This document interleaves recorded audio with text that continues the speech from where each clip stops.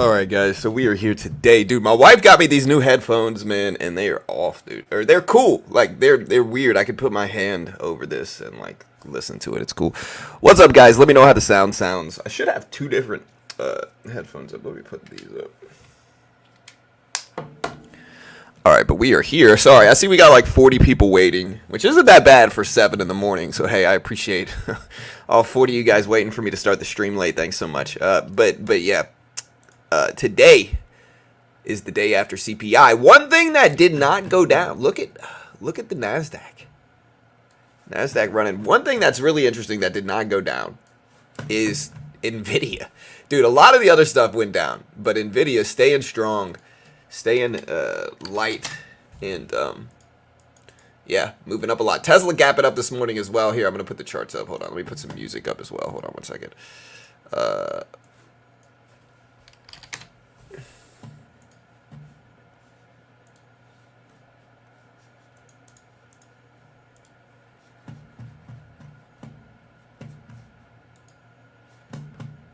Alright, so we are here the day after CPI. How's the creaking door, bro? It's still not good, dude. It still ain't good. But it's alright. The show must go on, they say, you know. But yeah, creaking door. Dude, again, we bought this house. One of the reasons we bought this house is because it had this office, right? And prior, in my old house, I was, trading, like, I had, like, in the dining room, I had like an office area, you know what I mean? It was cool and all, but what kept happening was that like noise from my family. Like I got 2 kids, I got a wife, you know, I got family over all the time, and so I would be able to, my stream would be able to hear all the nonsense that went on in my house, which wasn't bad, but my kids fight and they get in arguments and like my wife has to get on to them, and it was just too loud on the stream. So we ended up, when we were moving, I wanted a house that had its own office. Honestly, I'm still kind of bummed out. The house that we were going to get before the one we moved in, so not this one, but the one before this. Look at NVIDIA though, guys. NVIDIA up to 730 still. Even with the rest of the market dipping a little bit yesterday, NVIDIA has since broken all the way up. It's now testing the highs of yesterday. But anyway, I digress. Back to the story. So yeah, so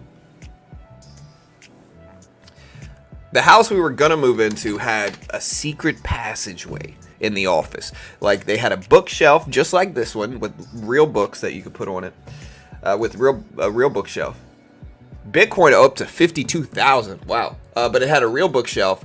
But in one of the books, it had a little secret passageway where you could pull the book, it would pop open the bookshelf, and there was another little area that you could go work in, like another little office with its own desk in there.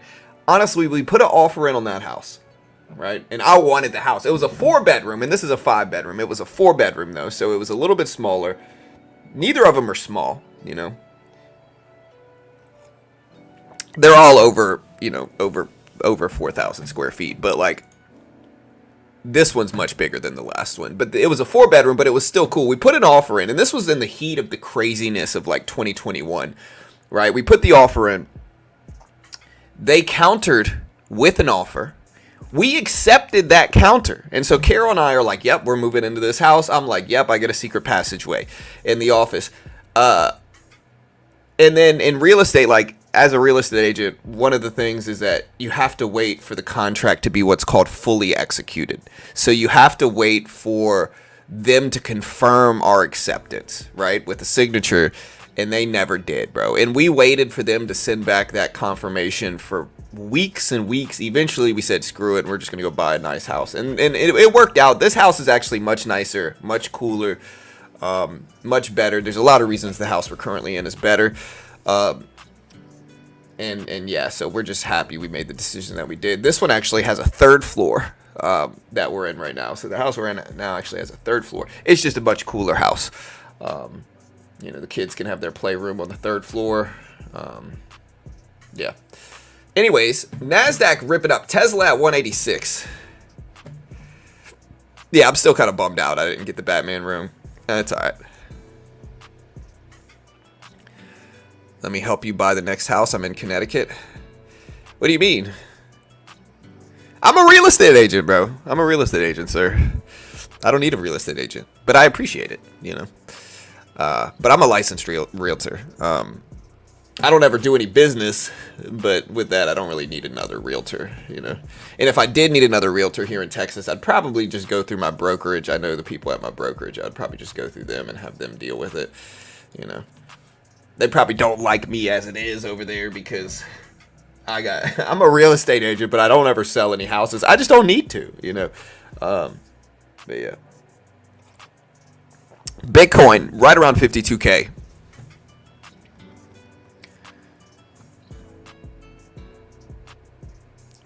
Oh, no, I'm not mad. Listen, I'm a realtor too, bro. Shoot your shot, bro. I mean, I'm not going to go through you. It's all good. Again, you're in Connecticut. I'm not buying a house in Connecticut anytime soon, bro. It's just too far away. I don't know that. That's probably the state I'm the most, for lack of a better word, ignorant on. I just don't know Connecticut. I just never been there, you know. Don't know what it's about. So, yeah.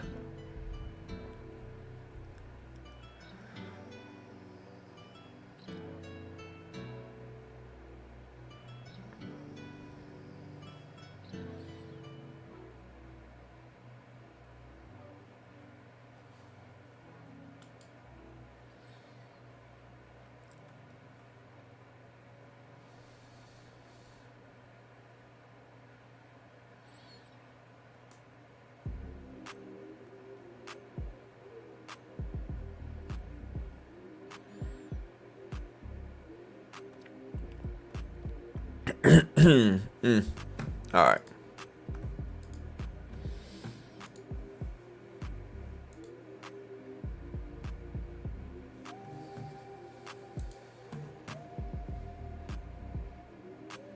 What's up, Smart Films? Unfamiliar, yeah. Again, ignorant used to not be a bad word like it is today. It used to just mean you were unfamiliar with something. Like, hey, I'm ignorant of cheese sticks. I mean, I don't know about cheese sticks, you know? And I guess it kind of means that now, today too. But today they have like some deeper context to it that yeah. I'm from Connecticut, and I've never been, bro. I've never been. I've been all across the country. I've been to other countries outside of the U.S. My stepdad's Canadian. I've spent a lot of time in Canada. I love to travel, but never been to Connecticut. Honestly, if you asked me to point out Connecticut on a map, I probably wouldn't be able to. I want to say Connecticut is in the northeast of the U.S., right? Is that right? Let me see.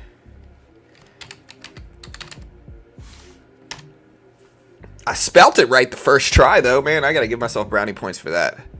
Yeah, it's in the northeast. Figures. There's a lot of states around New York that I'm very that I don't know anything about, you know.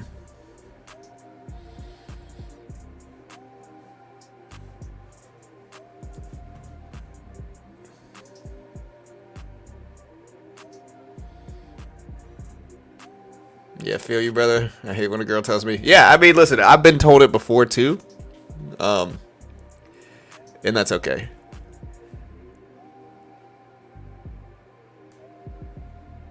I got armed by the arm. Where's arm at, dude? I'm in arm. Still, didn't sell.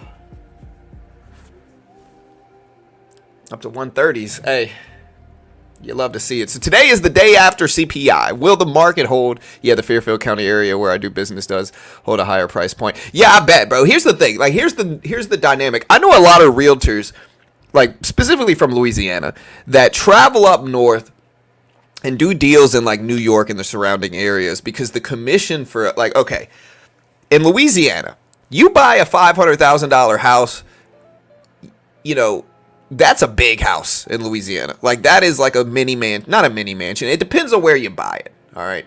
You buy a $500,000 house, you're going to get like a 3,000 plus square foot, 4 or 5 bedroom home in Louisiana. In most places in Louisiana. It depends on where it is, of course, but in most places, you're going to get a really nice house for $500K.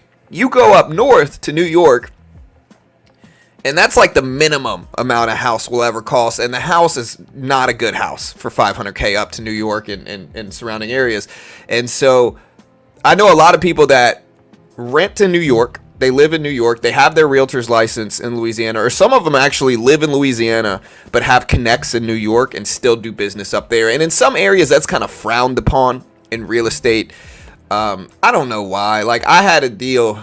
There was this, my first real estate deal ever for an actual sale. I had a lease that I did, but my first ever real estate deal that was an actual sale was actually on Valentine's Day years ago, like 8 years ago on Valentine's Day. So, you know, at the time I was at Keller Williams, and I was young and I didn't know anything about real estate, and I was just trying to get clients. And I'm not from, you know, the Houston area, and so I don't have a big network here of people. Like, everybody I know is in Louisiana, and I know a bunch of people in Louisiana and Baton Rouge specifically, but I don't know a lot of people here. Or at the time, I didn't know a lot of people here in Houston and in the surrounding area. I'm in a suburb outside of Houston, but point remains. And so I remember I was answering the phone at Keller Williams. You know, I was answering the phone at Keller Williams, and like, there's this rule that says that you can't market to people who already have a signed realtor contract with somebody. But anyway, somebody calls me on the phone and they're like, "Hey, my realtor didn't show up. Can you come out here and show me this house?" And I was like, "Do you have a realtor?" And they were like, "Yes." And I was like, "Okay, I can't show you the house. I'm sorry." You know, I don't even know if some people would do this, but I was like, "Hey, I can't show you the house." And they're like, "Nah, we're canceling them. Come on out here." And I'm like, "All right, I'm coming." So I come out there, very nice people, blue collar, like, nice people. Anyways, I show them like 20 houses over the next 2 weeks. I show these people like 20 houses. They're super nice. They knew I was young. They knew I was new, and they let me be their realtor anyway. So I show up like 20 houses. And so I'm thinking I'm going to get my first deal. I've done so much work. You know, in hindsight, now I probably wouldn't show them a quarter of the houses that I showed them. I'd have to put a limit on it now. But anyways, I show them 20 houses, and then all of a sudden, I just don't hear from them anymore. They just ghost me, you know. So weeks go by. I don't hear a thing from any of them. I'm calling them, texting them, saying, "Yo, what's going on? Are you buying a house?" Like, please answer the phone, you know. Eventually, I get a call back from the wife, and the wife is like, "Hey," and she apologizes. She's like, "Hey, I'm so sorry." She's like, "You know, we almost divorced."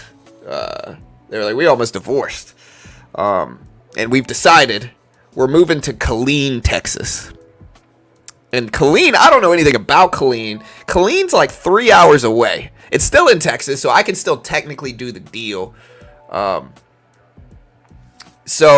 But they were like, "Yo, look, if you drive up to Killeen one day, we promise we will find a house. You can schedule all these houses." They're like, "We promise we'll find a house when you drive up. Show us 10 properties. We're going to pick one of these. We promise. And, you know, you can get the commission from it." And I'm like, "Okay, fine." You know, so I drive up there Valentine's Day 8 years ago. Carol's so cool for letting me do this too. Valentine's Day 8 years ago, I go drive up 2.5 hours to Killeen, Texas, and show them a bunch of houses. When I was scheduling the houses, a lot of the realtors got kind of sideways with me. They were like, "Oh, you're from Houston. What are you doing here? You're stepping on our toes." I'm sitting there like, "Bro, like, get out of here." All right. Anyways, they did pick out a house, and we did get the deal done, and that was my first commission in real estate. A lot of work for like a, you know, I can't remember. A lot of work. I think it was like a $2,500 commission or something like that. A lot of work for it. But hey, we got it done. Oh, it was super risky. I should have never gone out there. But yeah, that was my first real estate commission. Anyways, back to stocks. Now that my ADHD has run me on a completely different story. Luckily, I'm a good storyteller because ADHD just brought me in a completely different direction than stocks. Tesla at 185s right now. Gap it up a little bit. Still down over the last few days. If we put up like a 5-minute chart, you can see how much Tesla has dropped over the last few days. Although it's holding over 180s. I think a lot of people talked about 180s and specifically 175 for Tesla. And so I'm watching these two levels very closely, 180 and 175. I think those might be some big psychological levels. Here's 175 here. Here's 180 here. And then we got the low of yesterday that we could also probably pay attention to. That's all the levels I'm watching for Tesla. Hopefully it holds. I ended up liquidating some of my Tesla position a few days ago, and it looked like it was the right move. When it was at 193s, I got out of half of so, or I can't remember how much, but around that.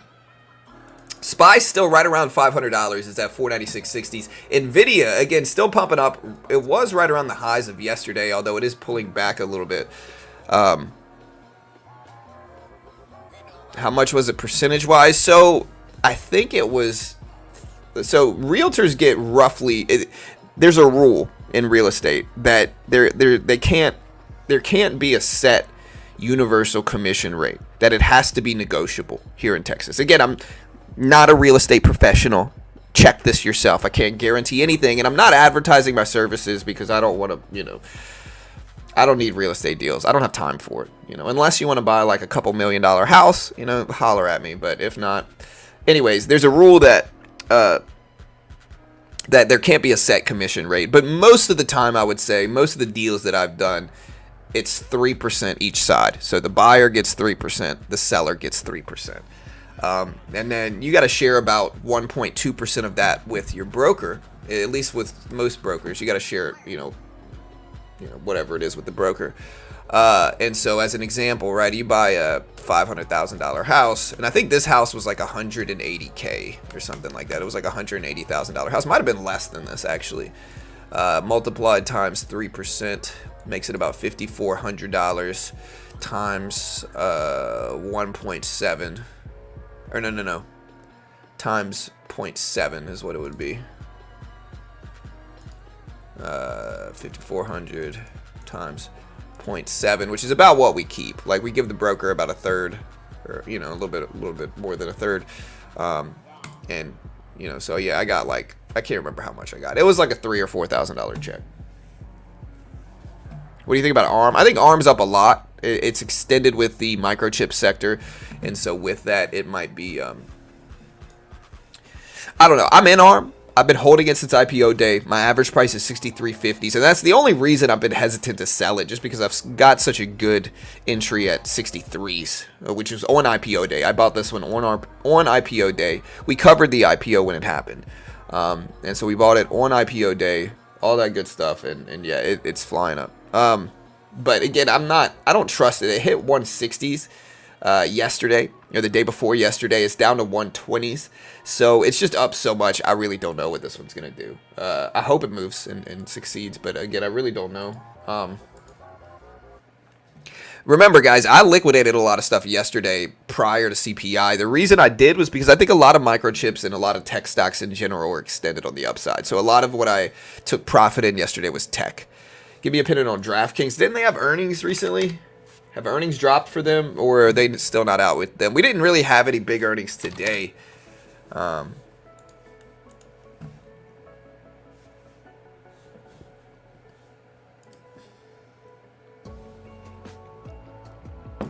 the earnings were mostly good. We had Barrick Gold.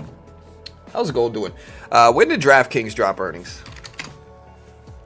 Oh, so they drop earnings tomorrow, the day after tomorrow. Or the day after today, so they drop earnings tomorrow for DraftKings. Yeah, I don't really want to buy anything up ahead of earnings. I think the problem I have with DraftKings is that DraftKings is a little bit too extended on the upside. You look at it like a 90-day chart here. DraftKings is up a lot in this 90-day period. Like, look where it was 90 days ago. This thing was at $28 90 days ago. So because of that, that's a big percentage. So think about, we'll call it 30 just to make it easy. 30 to 45 is a 50% gain. A 50% gain for DraftKings in 90 days. This thing's up 50% in 90 days. I'm not really trying to buy that, regardless of, and I think the nuance of this is that leading into the Super Bowl and leading into the World Series and leading into the fall months, people pump these stocks up because they're betting stocks. People are going to bet more during these big games.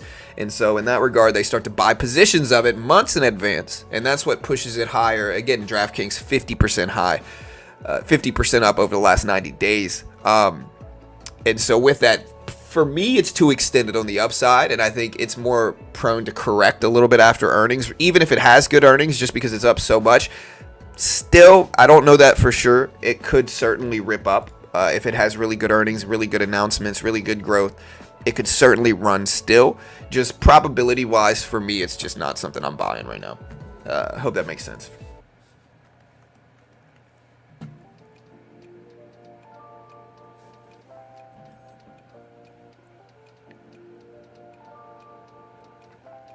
Thoughts on a sector that would do well right now? Looking for companies that I could do call options out 1 to 2 months in advance.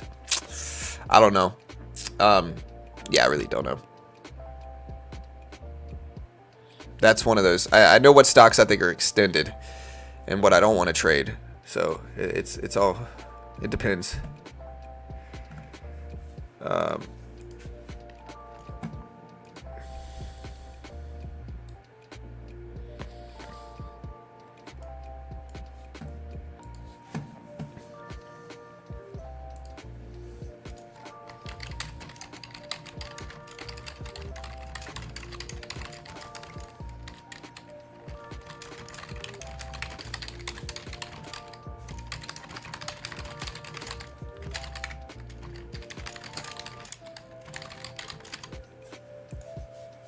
So put this up. CPI reported yesterday.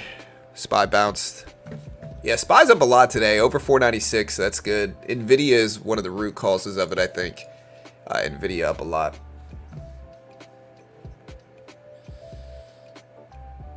Oh yeah, Robinhood. How do they do? They're up. They're up to 1350s. Yeah, I was neutral on it. I don't. Again, I don't trust them, but I also understand a lot of traders use them.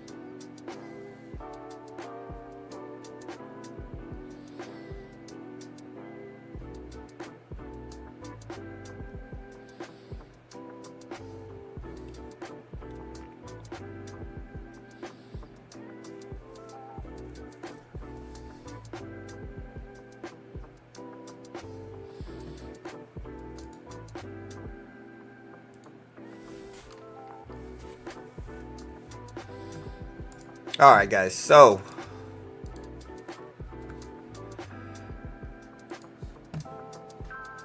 coin earnings tomorrow. Yeah, we're gonna be streaming those for sure. So yeah, we're gonna be streaming coin.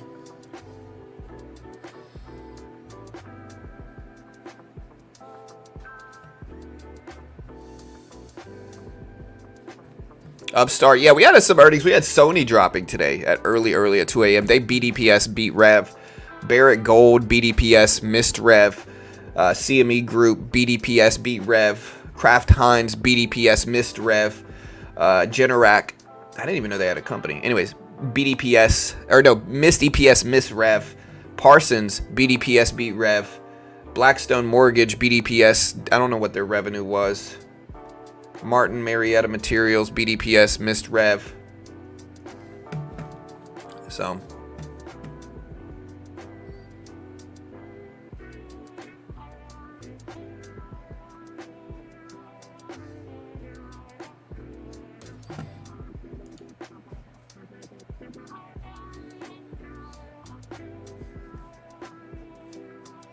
So Lyft, guys, what about the Lyft controversy? Pawn told me a little bit about this yesterday. So apparently somebody wrote 500 basis points when they meant to write 50, and the stock tanked after they issued the correction.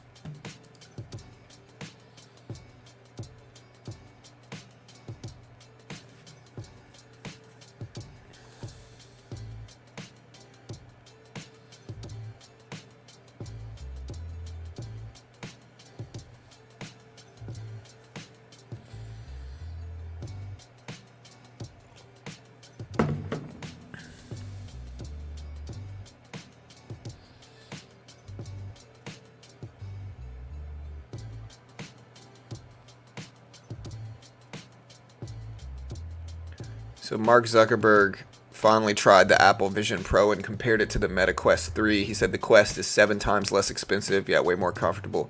Quest is better for gaming, Xbox, and YouTube. Yeah, but I think that,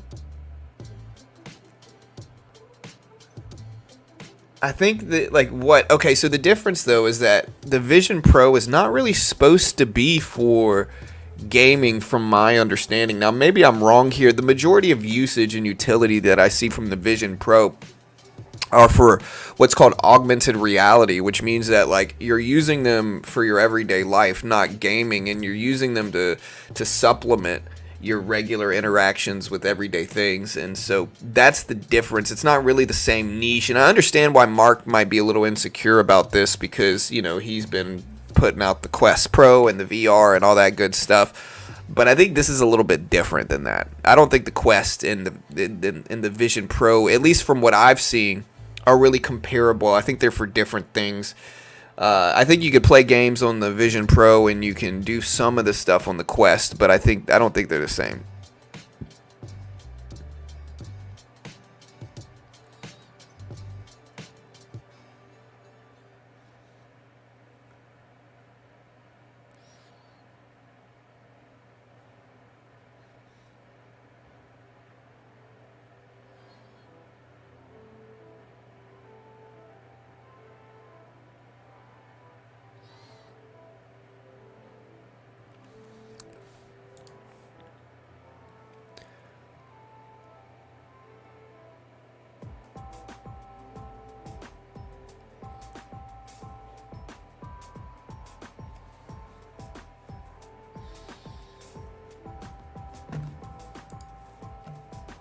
Yeah, I can't use the Meta Quest thing at all, to be honest. Right, like, yeah, that's what I'm trying to say. It's not even a VR headset. Like, I've never seen it used in that way. Lyft was weird. It went up 68%, then came crushing down 12%. Guess Lyft is going to get sued. Lyft up 22%. Yeah, it was some type of mistake. Pawn let me know something about it was with typo on the earnings, which is crazy.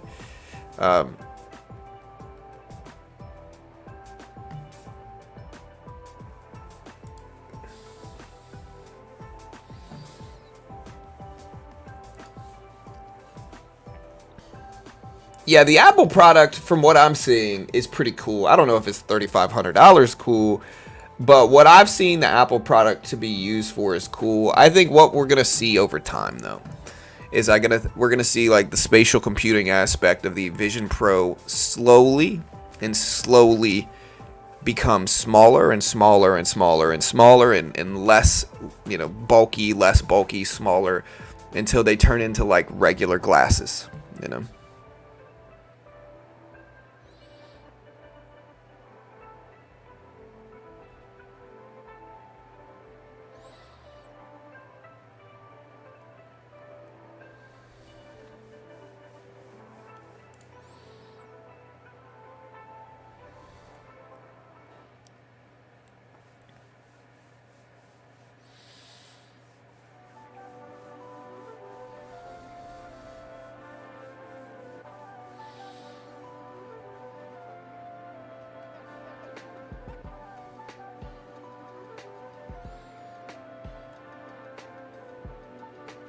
crypto doing lovely things, lovely things.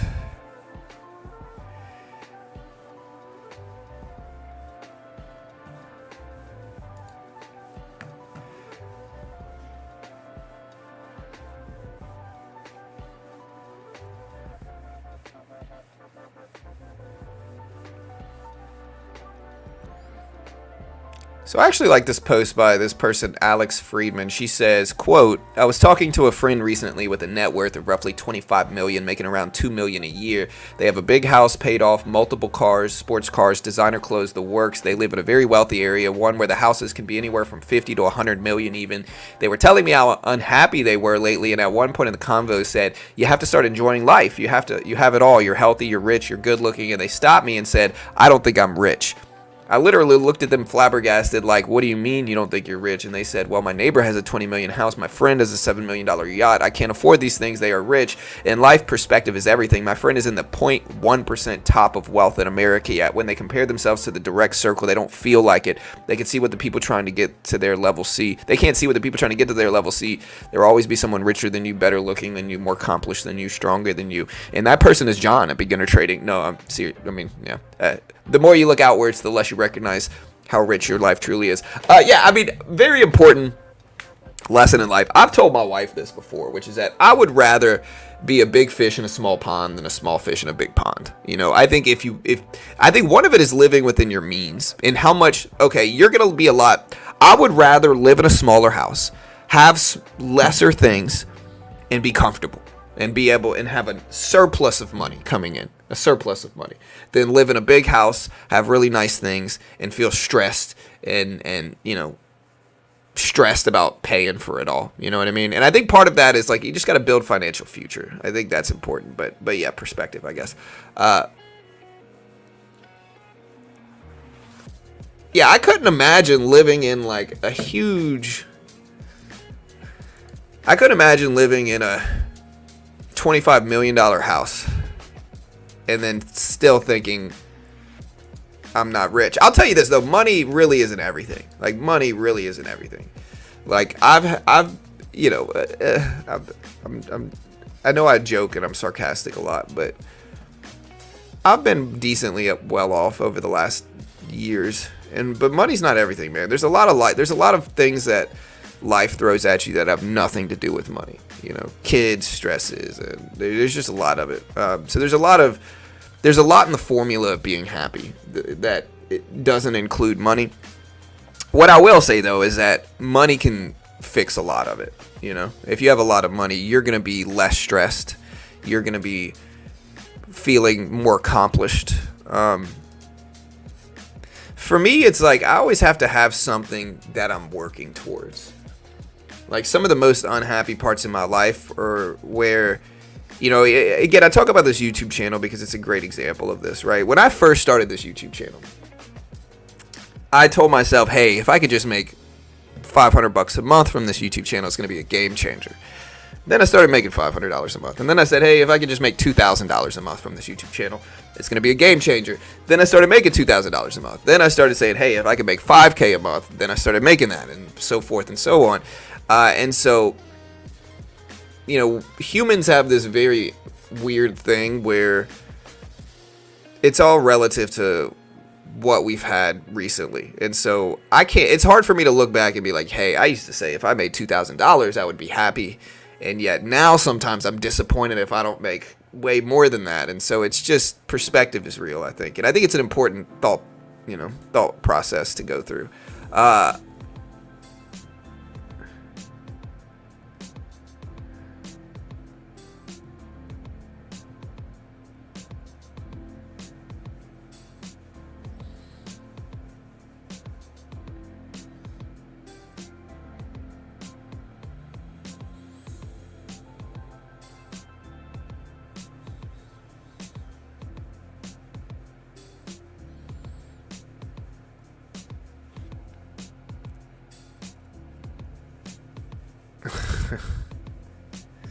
All right, inflation data.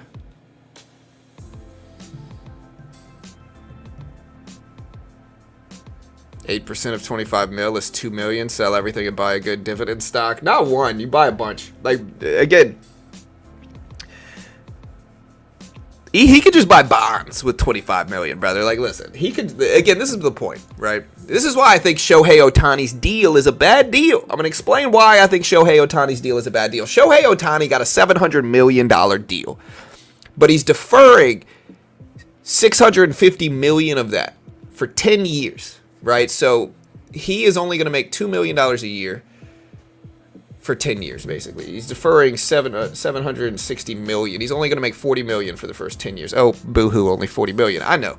But everybody's like, oh, wow, what a genius deal, what discipline or whatever. I think it's a terrible deal, right? Okay, so let me get this straight, all right? Say you take half of that $700 million contract and you take $300 million and you just buy bonds right now. What are 10-year bonds? Okay, like what are 10-year bonds? They're at 4.3%. Okay, so say you buy 10-year bonds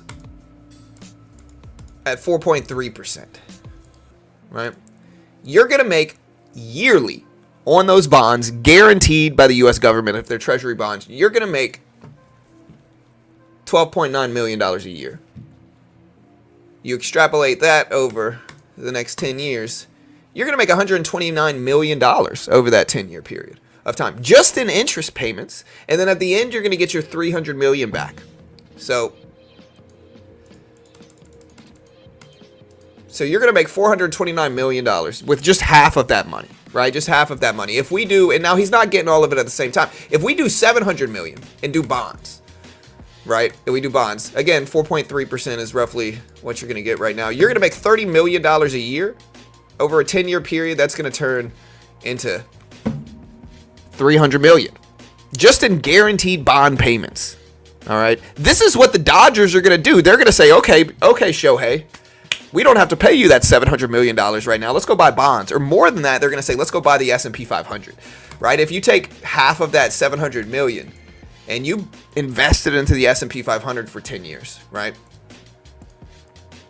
First year, you're going to have, oh wait, did I do my math wrong? I think I did. So you can take half that $300 million invested into the S&P 500.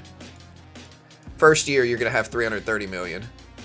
Second year, you're going to have $363 million. Third year, you're going to have $399 million. Fourth year, you're going to have $439 million. Fifth year, you're going to have $483 million. Sixth year, you're going to have $531. Seventh year, you're going to have $584.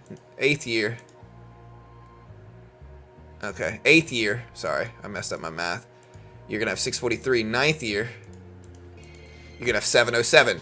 10th year, you're going to have $800 million roughly dollars in the S&P 500, getting about 10% a year, right? So even with just $300 million, if you get an average gain every year of 10%, at the end of that 10-year period, which is what he's deferring it to, you're going to have almost $800 million with just $300 million, right?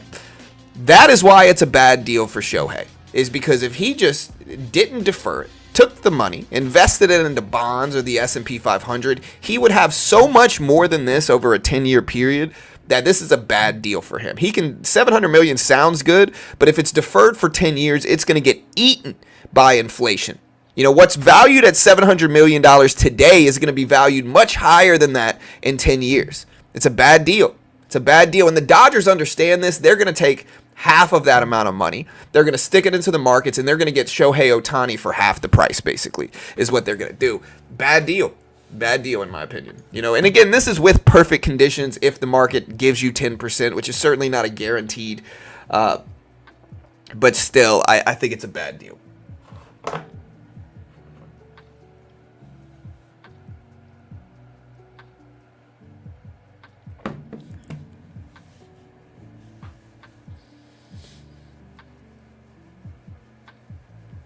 Yeah, I mean, Cali taxes, and I understand, like, he wants to get out of Cali, but I don't know if they're going to let him. I think I don't know. Yeah, I forgot it. I could just tap equal, but oh well. I could also do, let me see if I can do that. So we got 778. Let's take 300 million multiplied times 1.1 times 10. Okay, no, that doesn't work. I have to put parentheses around it. I don't know how to do it here, but yeah. Yeah, it's not about how much money it is all day. I understand it's almost $1 billion, and I get it. And he's never going to have to work again after this 10-year period. He doesn't have to work again now. But percentage-wise, and regarding what he could have, it's a bad deal. For what? Okay, so for market value for Shohei Ohtani, it's a bad deal. It's a bad deal. You know, in 10 years, it's not going to be that much buying power. And so that's the issue with the deal. And so I know, of course, like, listen, I would take $3 million. I would take $500K salary, you know. But again, we're not talking about how much money it is. Of course, $1 billion is a lot of money. We're talking about it relative to, number one, other people who have gotten big contracts done in baseball over the last 5 years. We're talking about what Shohei Ohtani is worth. And Shohei Ohtani is one of the GOATs already. You know, he's played for the Angels. Unfortunate. But he bats really well. He hits homers. He's in the home run race every year almost. And he's top of the pitching, he's in the top of the pitchers in MLB. He's in the top 10 for sure. He throws 103 miles an hour fastball with a sub-2 ERA. That's very good in baseball, very good in MLB. So he's elite in both aspects, in home runs and pitching. That's why he's worth so much. But still, it's just a bad deal, in my opinion. Yeah, I understand. He wanted to go to a winning team, and in that regard, I think the Dodgers are that. I think the Dodgers, the Braves, I think those are the teams to go to if you want to win, if you're Shohei. He wants to win a series, and I get it. What's the PPI today about? PPI is not today. So PPI, unfortunately, is not today. For whatever reason, they scheduled it very weird this year. They scheduled it very weird. So PPI typically is the day after CPI. PPI is not today. We had mortgage rates drop today. Mortgage rates came in at 6.87%, so they went up a little bit relative to last time. Last time they were 6.8. This time they came in at 6.87. So NBA 30-year mortgage rates went up a little bit week to week. And PPI is not today. So usually PPI is the day after CPI. That's not the case with it. For whatever reason, they designed it this week to have, we have CPI Tuesday, yesterday. Today we don't have anything.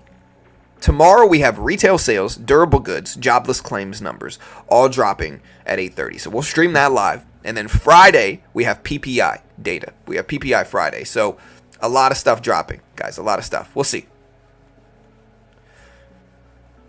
When is the next FOMC minutes report? I want to say it's next week. It's the 22nd, I believe. So it's in 1 week from now. 1 week.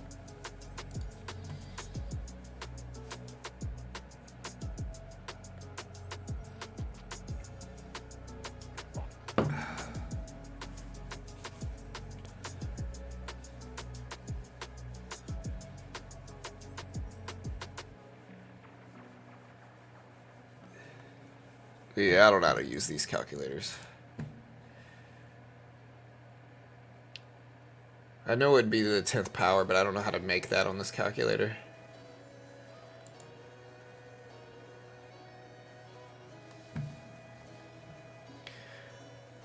Chicago Fed President Austin Goolsbee speaks. Yeah, so we got some Fed speakers today. It's not today, guys. PPI is Friday. Again, if you can check Market Watch, which is actually pretty good regarding this. Again, you can look at Market Watch. Market Watch, yesterday we had CPI come in at 0.3%. Today we have Goolsbee and Barr speaking. Tomorrow we've got jobless claims, Empire State Manufacturing Survey, Philly Fed Index, retail sales, import-export prices. Friday, we have PPI data dropping. Friday, the PPI data is expected to show up at 0.2%. Last time it was minus 0.1%. Today, or Friday, they're expecting it at 0.2%. And so, yeah, we got a lot of stuff dropping. But today, again, is not, today, unfortunately, is not PPI. I don't know why it's been weird, bro. They've been scheduling things economic-wise and earnings-wise in a really off way. So, like, earnings-wise, they had all the big companies drop essentially the same day for whatever reason. Like, within a 2-day period, you had 6 of the largest tech stocks in the world release earnings. I'm not sure why they designed it like that. Very strange. Very strange.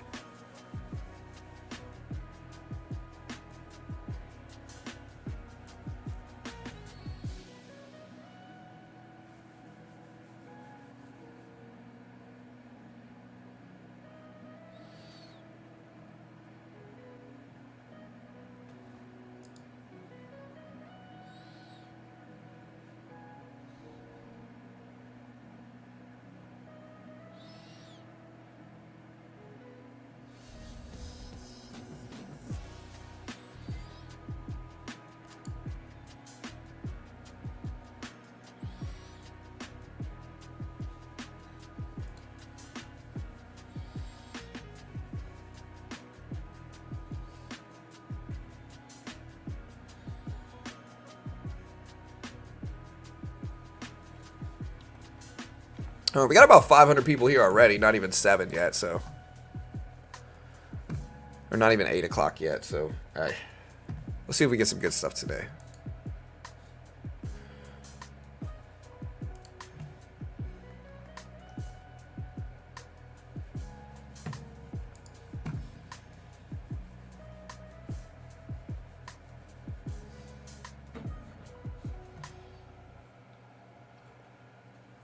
Yeah, retail sales, jobless claims, Philly Fed index, they're all dropping tomorrow morning at 8:30. DraftKings is also tomorrow as well. Goolsby is the dovish chair. Yeah, I mean, I don't really follow Goolsby.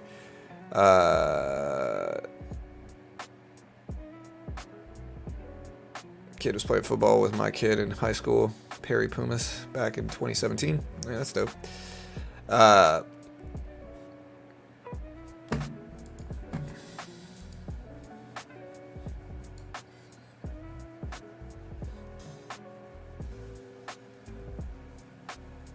I mean, can you repeat what it was? Sam, I'm not, you know.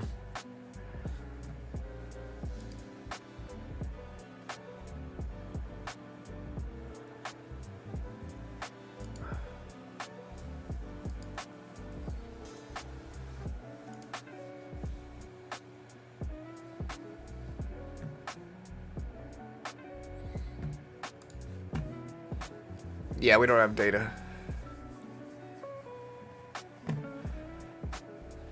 Does Super Wide affect on DraftKings? Yes, but it's a little bit late. So remember, guys, before we get started trading today, I am terrible at this stuff. I have no idea what I'm talking about, and I'm wildly wrong about everything I say. Understand rule CFTC 4.41, hypothetical or simulated performance results of certain limitations. Unlike actual performance records, sim results do not represent actual trading, and since the trades have not been executed, the results may have under or overcompensated for impact, if any, of certain market factors such as lack of liquidity, so forth. Anyways. Yeah, the Super Bowl has an effect on DraftKings, mostly just because, like, the Super Bowl has a lot of traders, and big games in general, not just the Super Bowl, but the World Series, soccer, all that good stuff, have a lot of traders betting on, or a lot of people betting on them, right? When a lot of people bet on them, people tend to buy up those stocks, but it happens for months in advance. And so DraftKings is up 50% over the last 90 days, and so I'm not really interested in buying it up right here. It's just up too much.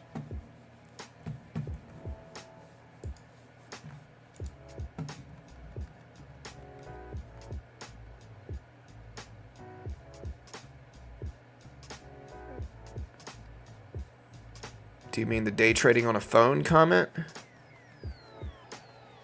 Day trading is one of the hardest jobs. It takes years to learn enough to be consistently profitable, and all while making other market maker or retail traders trying to screw you out with the greatest respect.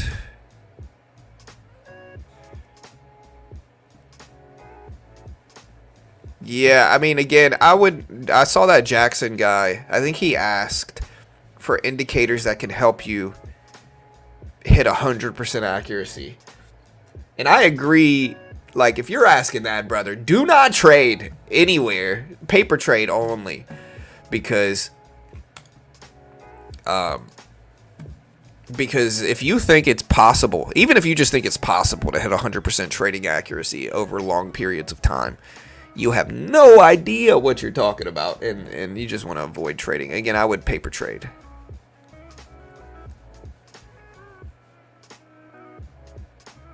You know.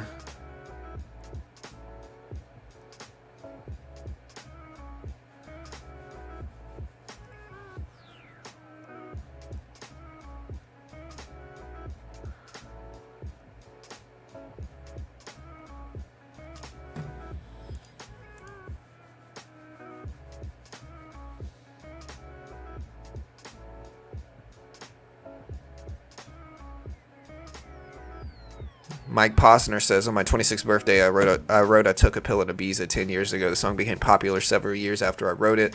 Yesterday, I celebrated my 36th birthday. I feel proud to look at the song lyrics and know that none of them are true anymore. That's a good song, bro. I like the old one's too sad.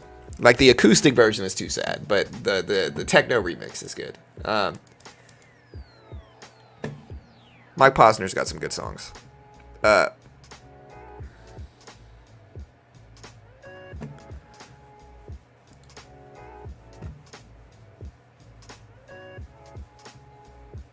good for Mike Posner, man. I think he's just a positive, person. 100% just DCA for long term. Yeah, even there you're not going to get 100%. Yeah, we're going to do Coinbase earnings for sure. Yeah, bro, if I had an indicator that got me 100% accuracy, brother, y'all would never hear from me. Y'all would never hear from me. You're the top 3 best traders on YouTube before the market opens. Definitely top 3.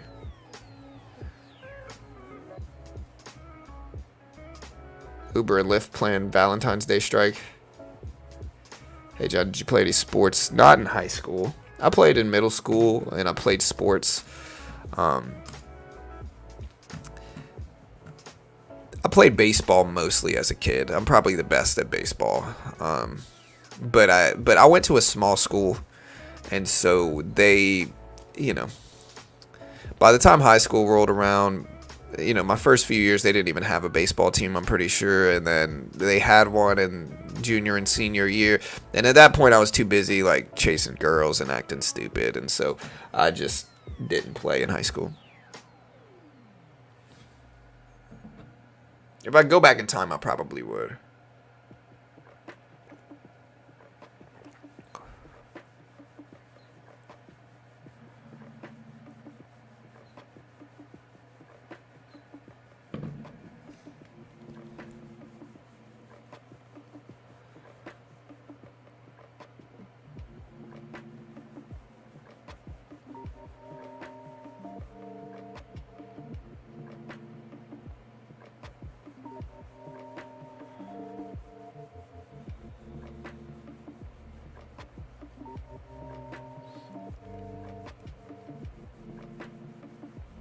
Gareth Soloway, bro. Gareth Soloway is this YouTuber. He is short Bitcoin at 35,000, dude. Bitcoin today up to $52,000. He is down very large percentages. At 60, if Bitcoin hits 60K, he will be down 50%, percentage-wise. Whew. Brave man, man. Again, brave man.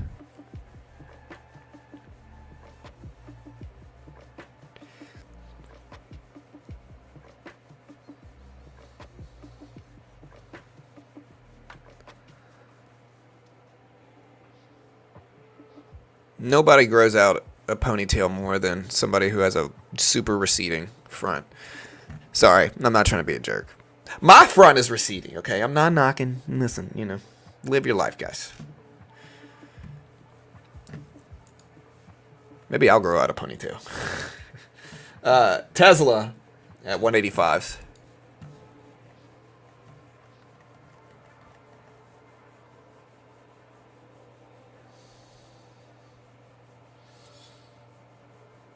He is the reason why I got liquidated. Keep talking about Head and Shoulder. Yeah, that's right.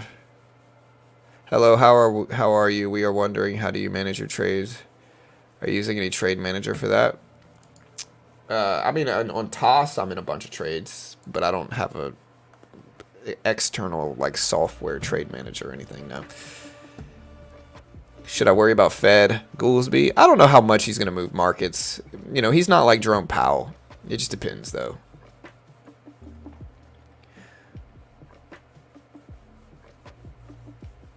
Yeah, I'm not going to answer too many super personal questions like that about high school or college, just because there's too many fishers that are trying to steal info from me. And so I always try to keep it kind of, yeah, sorry, not going to be too specific there.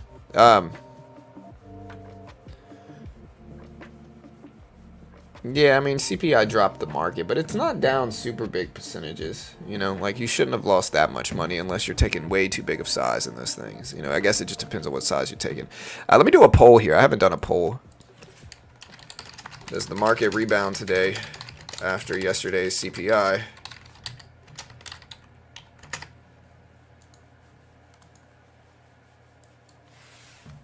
Yes or no, vote on the poll. Yeah, a lot of people saying he's pretty dovish and bullish. We'll see. I hope so.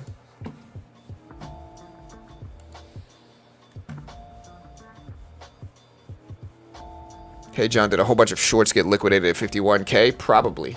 Probably.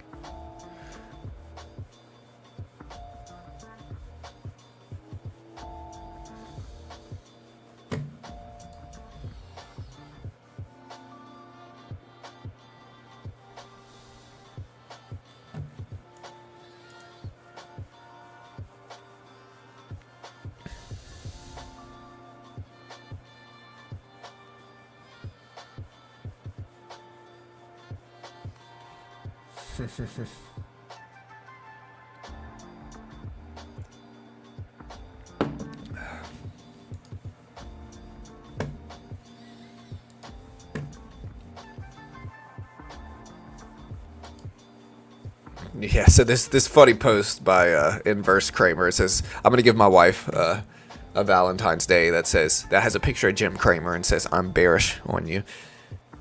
You know? If you get the joke, you get the joke. But yeah, there's a good post on Twitter about that.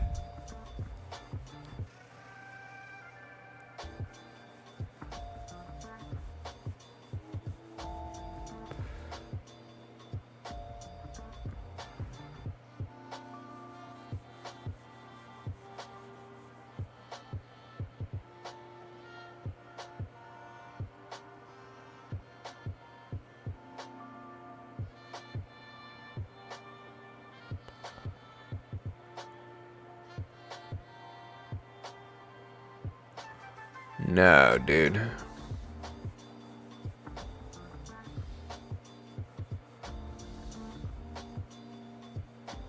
What is this guy doing?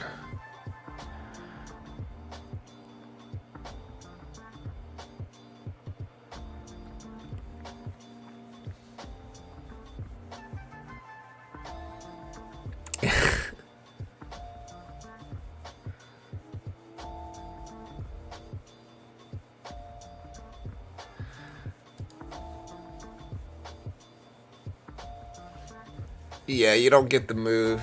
Don't move. You don't understand the joke.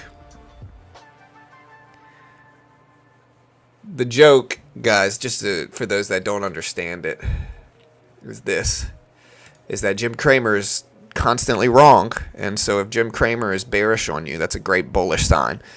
You know, that's the joke.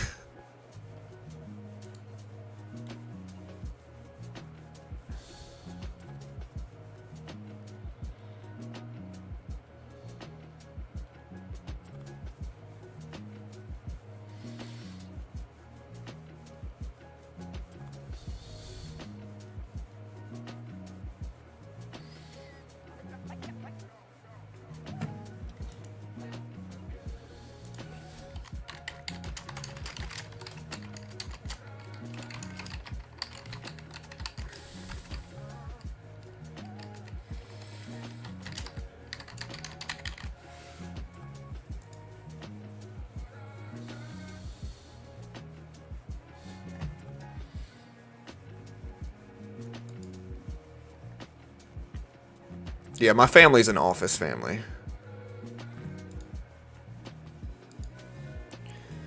What time do you eat breakfast at? I eat breakfast after the stream. I don't have time to eat it early. All right, guys. Hey, we're going to see if we get anything good. Bitcoin looking very strong. Bonds are up. DraftKings is up. Here's the SPY. SPY is up as well today. Look, here's the SPY, SPY. SPY is up pretty big. It's at 496. Testing highs right now, guys, on the SPY. SPY is testing highs. Bars. Here's the Q. Whoa, is this real on the Q? No, that's not real. Okay, it's a rogue order going through down there. But SPY, Q both rip it up. The SPY is stronger than the Q right now. Or it might just be that weird candlestick. Let's see if we have any big news dropping today. Hey, buddy.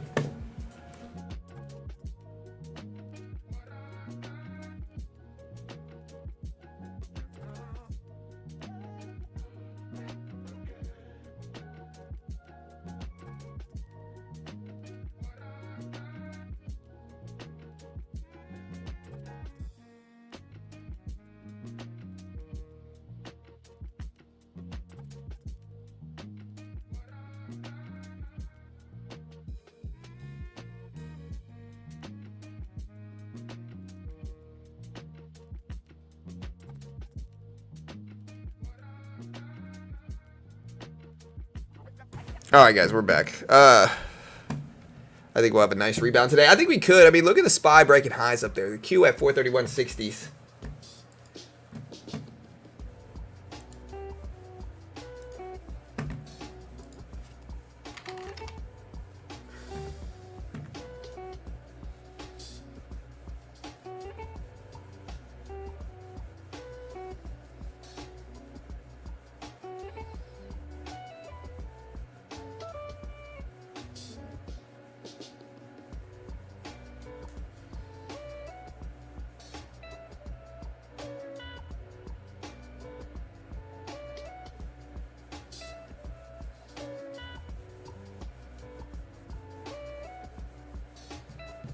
We'll see what happens with Lyft, man. Lyft is interesting, dude. I'm curious about Lyft. Is it time to buy or sell Lyft? I really don't know.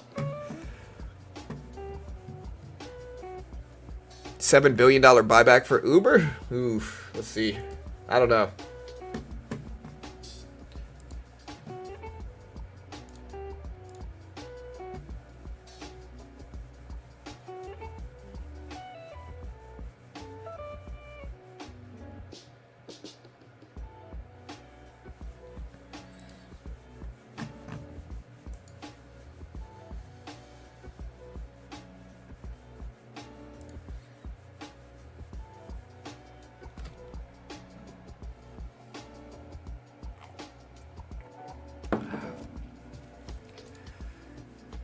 Yeah, so Lyft, guys. Let's take a look at Lyft. Lyft is kind of crazy right now. There's a Q on the right side. Here's Lyft.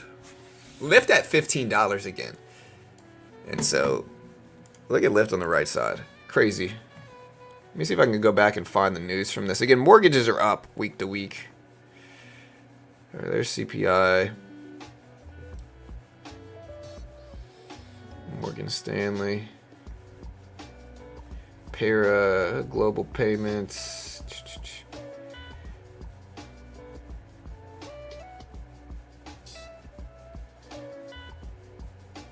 Boeing,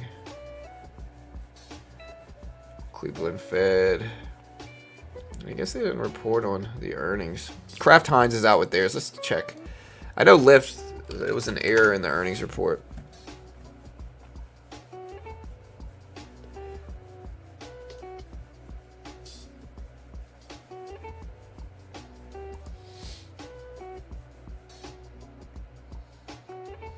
Yeah, still kind of waiting here. So what was the typo in the Lyft order? Somebody update me. So Lyft, there's a reference to a 2021 forecast for adjusted earnings before interest, taxes, so EBITDA, depreciation, and amortization margin expansion. The press release put the number at 5 percentage points, but executives said it should have been 0.5 percentage points. It's since issued a corrected press release. CEO David Risher said 23 results, including researching the highest level of annual riders in its history with over 700 million rides. The result echoed surging bookings in Uber, which were reported last week. So yeah, they meant to say 0.5 percentage points, and they ended up saying 5 percentage points is what the problem was in the press release.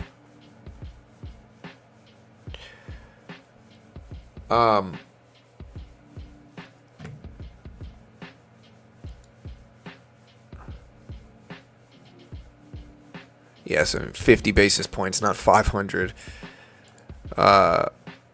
So basically, they thought 500 basis points, and that's what made this thing rip up. It was still a good earnings report for Lyft, but like, look at this. So they thought it was 5%, and instead it was 0.5%. And so again, it got hyped up on the potential 5% rise, and then when they corrected it back down to 0.5%, it came right back down. That's what happened with Lyft. SPY breaking highs again. It's at 297s right now. 297s.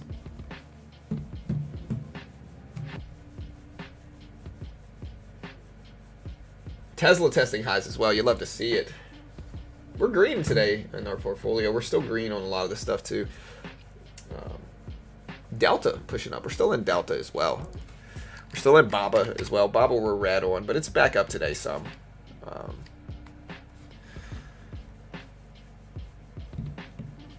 Yeah, they wrote 5% as 500 basis points instead of 0.5%.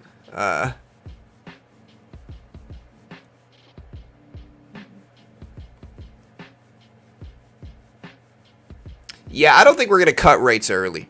So I don't think we're going to cut rates early. I think, yeah, I just don't think we're going to cut rates, unfortunately.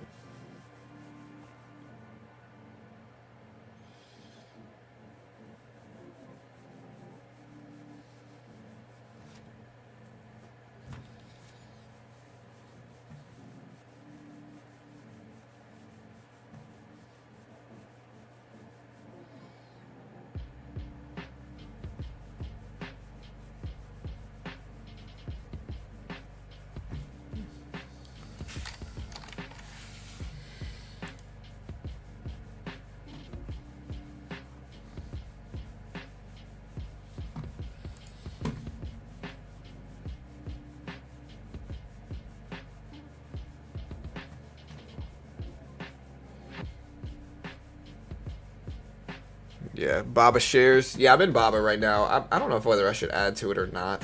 I guess I'm going to add a little bit to it. We're going to add a little bit more to Baba.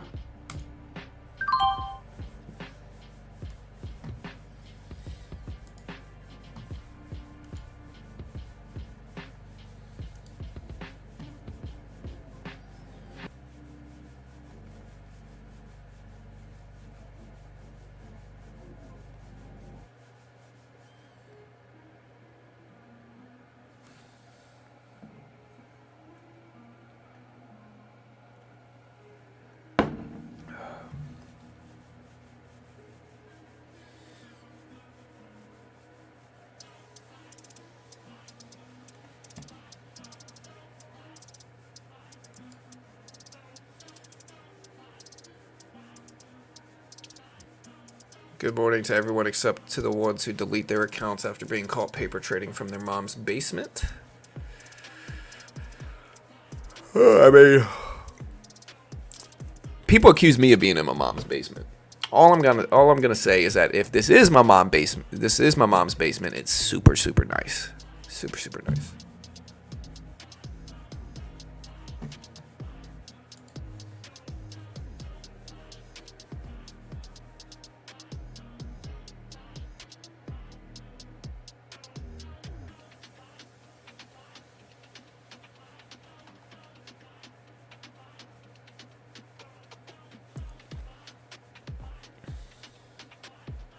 Bitcoin ETFs took 632 million in new funds yesterday. How long before the first billion in inflows happens?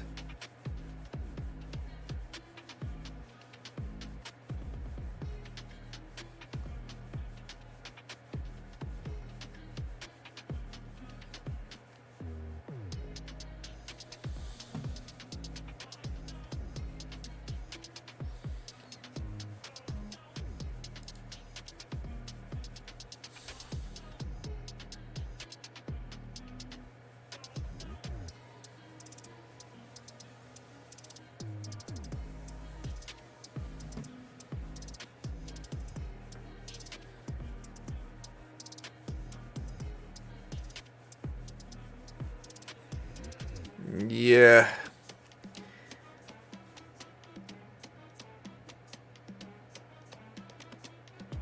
The best westerns of the 21st century. I'm going to go with, I always like 310 to Yuma. True Grit's great. I love Django as well. It's been a while since I've seen Bone Tomahawk, but I remember it being pretty solid. I didn't like The Hateful Eight. And I'm a big Quentin Tarantino fan. But The Hateful Eight just wasn't that good to me. It was too slow, too long-winded. Great actors, but I just wasn't a big fan. You know, I did like Django. I thought Django was a much better Western. As sensationalist as it was, I thought it was good.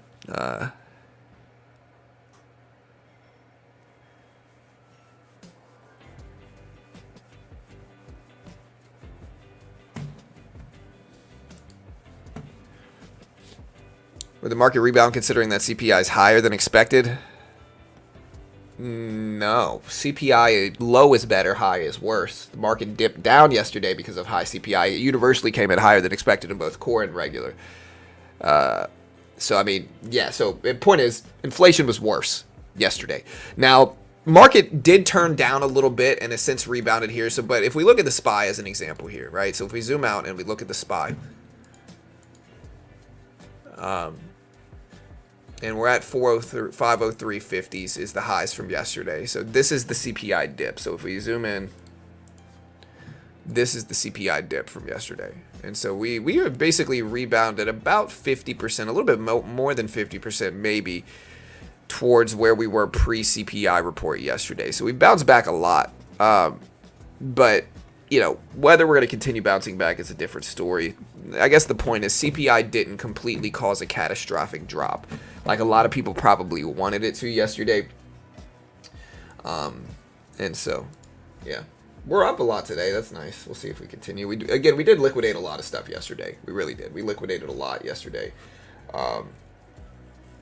And so we'll see what we do on the rest. We're still in Palantir. It's up nicely. Still in Oracle. Delta doing really nice today. Delta, part of me wants to take a little bit of profit in Delta. Should I? Where's Delta at? Let me see. I'm up in Delta. My average price in Delta, guys, let me know if I should. It's $39.90. It's at 40.50s.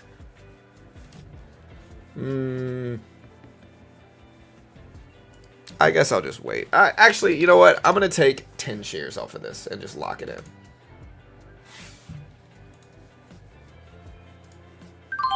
All right, we locked it in. Now we can be a little bit more protected. We took some profit. We took 20% of the position off.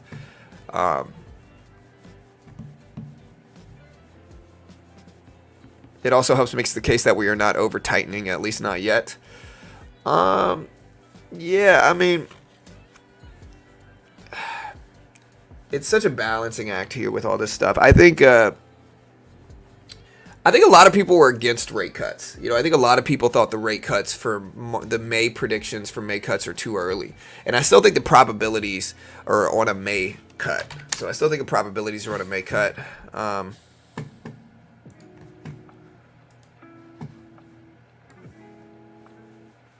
I still think probabilities are for a May cut.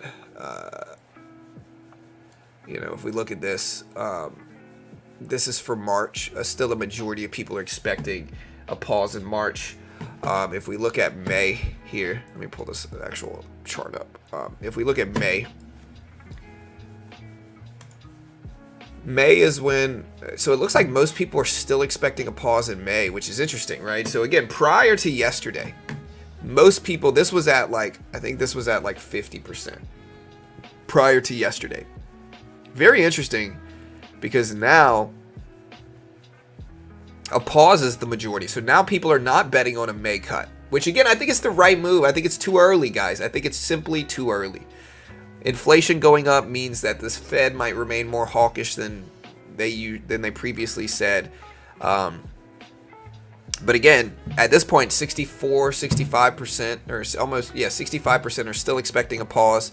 Only 32%, roughly 30% of people are expecting a cut in May. And this is much different than the percentages yesterday pre-CPI. Now it looks like they're probably going to be betting on June. Yeah, so now everybody's expecting a 25 basis cut in June as opposed to May. So we still got months ahead of bearish, not bearish. We got months ahead of hawkish, of a more hawkish Fed than anticipated. That's what yesterday showed us. Again, see, the point is, and again, I think like people give Powell a lot of heat, and Powell probably knows some of these numbers ahead of time, but what Powell said in the last FOMC meeting has rang true towards what inflation has done. Powell said we're certainly not out the woods with inflation. We're certainly not in a celebratory situation yet. We're certainly not in a for sure soft landing yet. We're certainly not taking recession fears off the board yet. We're certainly not under control in terms of inflation yet. And so all of that stuff made me think that Powell might think inflation would be a little bit more slippery than expected. And with yesterday's CPI report, that's exactly what it showed, which is that inflation came in higher than expected, guys. Higher than expected yesterday. So, yeah, very interesting here, team. Very interesting. We'll see what happens.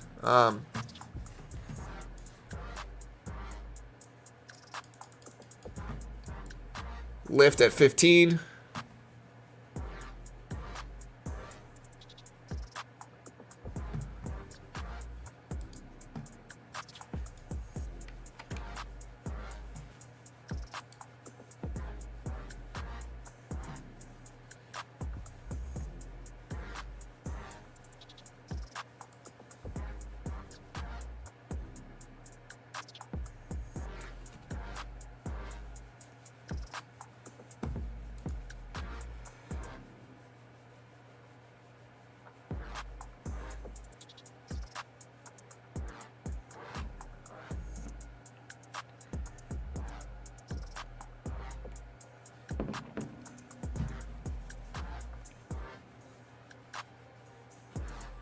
Bitcoin is really one of the big stories today as well. Again, look at the SPY at 496, Lyft at 1470. So Lyft actually breaking down a little bit. Do you think Lyft is up too much here?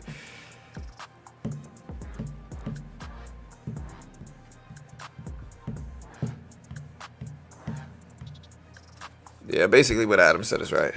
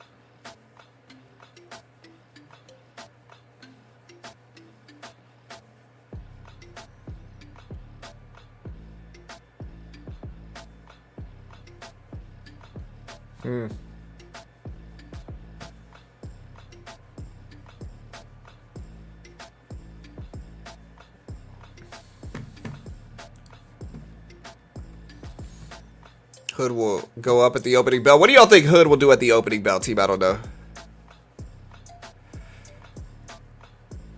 Today, everything looks slow. I don't think today's going to be slow. I think a lot of stuff is up after being down on CPI stuff yesterday. So I don't think, again, I don't think today looks slow personally, but maybe. I'm not sure.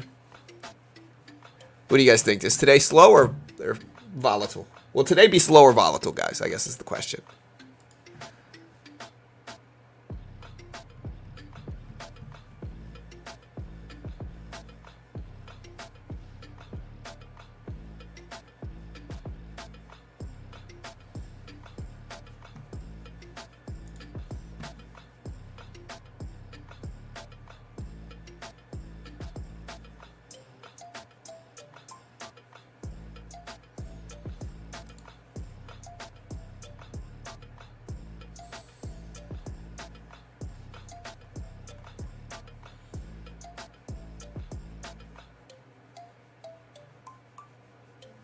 Missing a trade is like missing a taxi. You just wait for the next one to get in. Yeah, but what if there's no more taxis show up? What about the taxi market being obsolete relative to Uber and Lyft? What if another company comes along and instead decides to just completely make taxi obsolete? Then what do you do?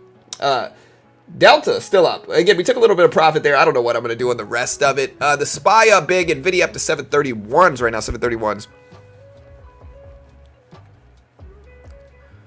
Supermicro semiconductors is, one of the biggest talks today. There's a video on the left, but microchips have gone crazy. Supermicro up to 813s. What a crazy run here. Crazy run. And I haven't bought this one because I thought it was extended, and that's the name of the game, I guess. Sometimes you think things are extended, and then they rip up in your face 40%.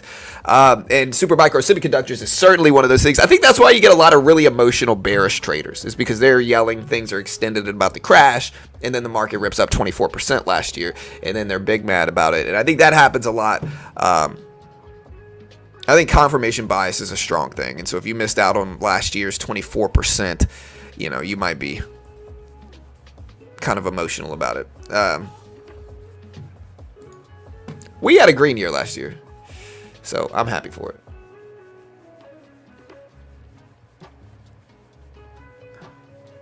If you look into what ARM does, ARM provides software for AI companies. So ARM provides like back-end like software UI platforms for AI companies, defense and AI companies. Or wait, is that ARM or Palantir? I might be getting those two mixed up.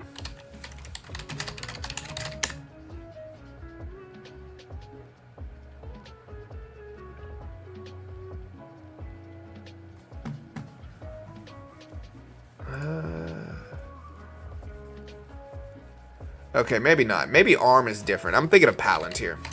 I'm pretty sure I'm thinking of Palantir. Sorry. ARM provides microprocessor blueprints, is what they do.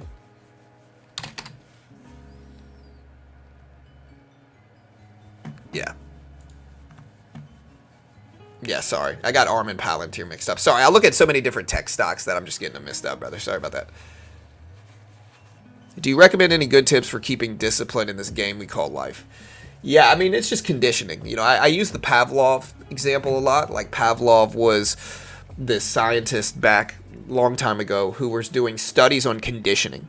Classical conditioning was when, you know, he had 2 dogs, and he was doing studies on these dogs, and he would feed them and ring a bell. He would ring a bell and then bring food out, and then study the response in the dogs, right? And so he'd ring a bell, bring the food out, ring a bell, bring the food out. Eventually, he took away the food, and he just rang the bell, and the dogs started to salivate or drool even when no food was present, right? So he had what's called classically conditioned them to drool on command, right? Conditioning. Big factor in trading. And in trading, it's all about conditioning. Like, you have to do the correct things over and over and over and over again. And that takes time. It's one of the reasons new traders can't just jump in this game and have tons of success long term, is because it really does take time and conditioning to get it right. In life, you know, I was always like, I'm very much like my son. Like my son, I'm very much like my son.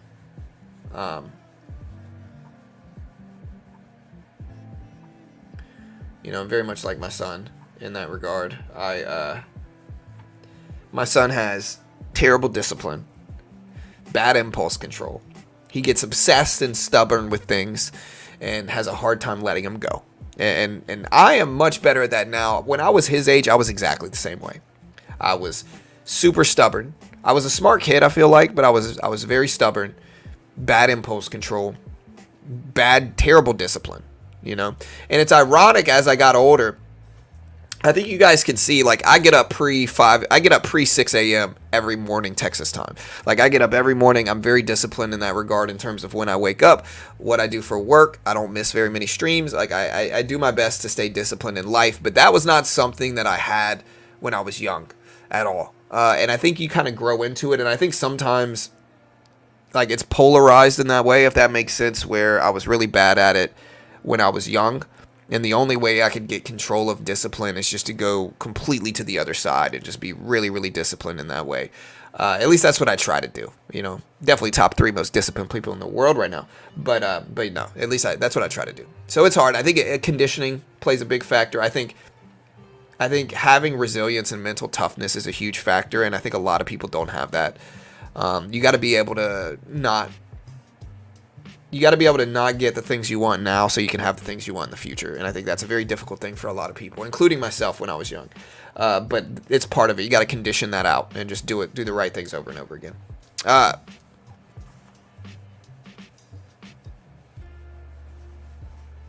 conditioned to do the opposite of what anyone says in the stock market. Hey, might not be a bad move. I don't know. ARM is tied to NVIDIA. Yeah, ARM is microchips, blueprints, and stuff like that is what they do.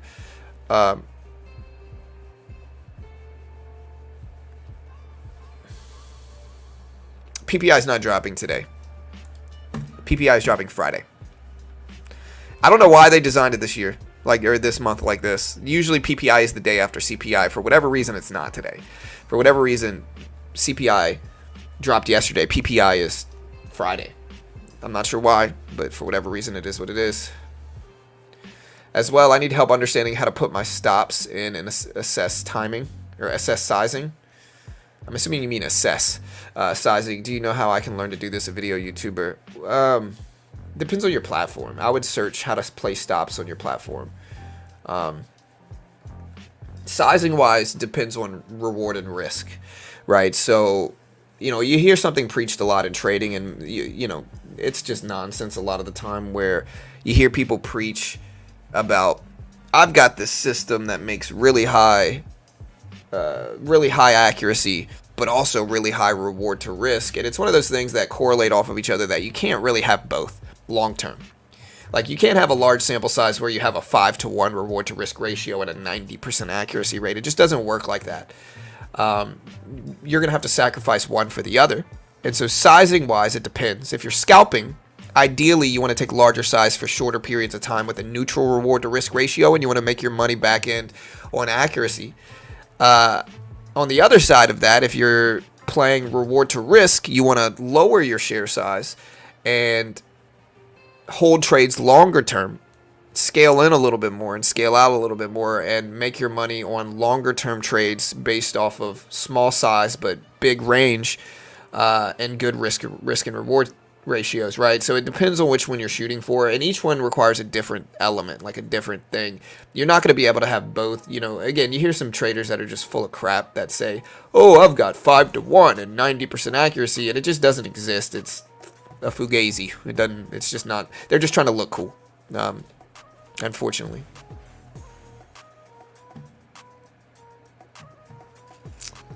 I don't think PPI is about to drop. And yes, the reason PPI is not about to drop, trading economics is wrong. The reason PPI is not about to drop is because the market has not moved at all and it's past 8:30. And so this is how PPI is not coming out today. Every major brokerage that I'm seeing or platform is showing PPI dropping Friday. And again, you can see it because the market hasn't moved. Market's still flat. And that's how you know. And it was supposed to drop. And if PPI was out, it would move a lot. Right? So this is how we know PPI is not out today, is because, it's because the market didn't move.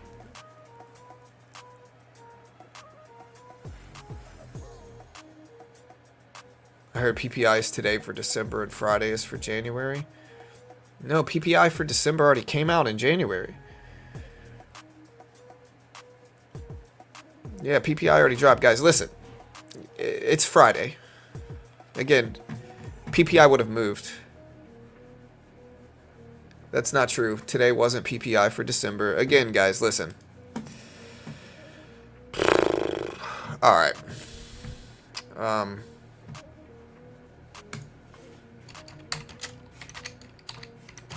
Who's telling you guys these things?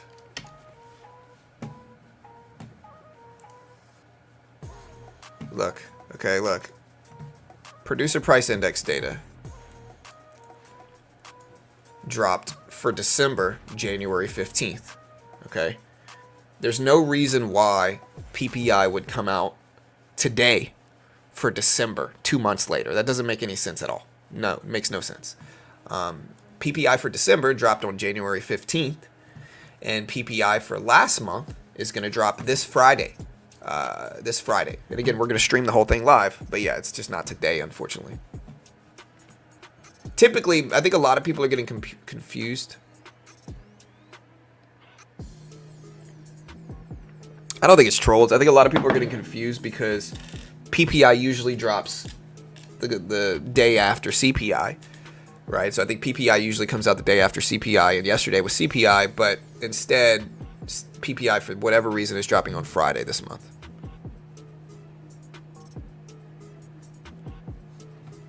Maybe I'm wrong, guys. I don't know. I guess let me stop talking before I back myself into a corner. Oh, wait. Maybe you guys are right. These are the revised PPI numbers. I am a dummy. Guys, you guys are correct. I'm sorry, guys. So, yeah, PPI data came in at minus 0.2% today. Core PPI unrevised at minus 0.1%. So, basically, it got revised to 0.1% higher. Yeah, I'm a dummy, guys. I'm a dummy. Listen, you guys were right. I was wrong. Y'all are smart. I am dumb. You guys are very good looking, and I'm not attractive, okay? Y'all are right. I'm an idiot. Look at me shaming people for being correct. It was the revision numbers, though. It was the revision numbers. And so it wasn't like PPI for December already came out. This was just the revised number that they do once a year. So it's a little bit different. But yeah, my bad. I'm dumb. Yeah, still top 3, but I'm dumb for sure. Now you attractive AF, bro. Hey, thanks so much, man. I appreciate it. Top 3 Forrest Griffin / Ryan Felipe / Paul Felder looking traders in the world right now for sure. Tesla bopping up to 186. Let's see if it holds. It didn't really move markets though, unfortunately. So you can see the markets didn't really budge from this PPI report. Teamwork makes the dream work. Hey, shout out to trading economics, bro. And my source didn't even put it up. I'm disappointed in my source. Usually it's on point.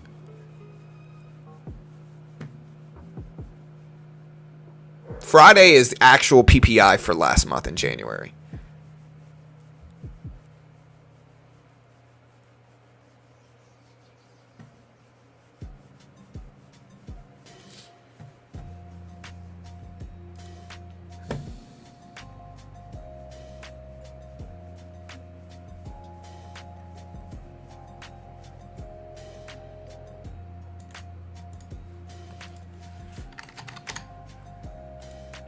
So yeah.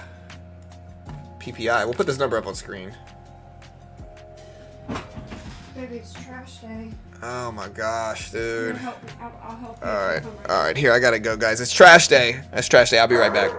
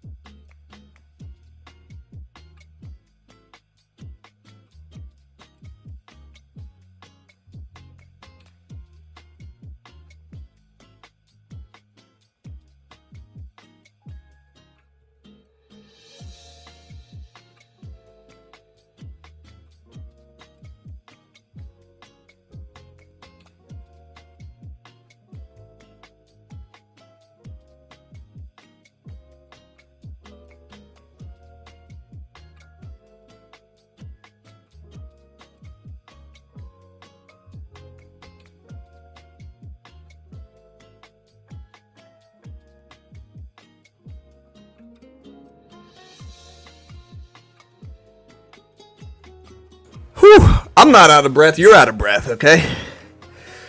Whew. All right. Job done. All right. Whew. All right, we're back. Guys.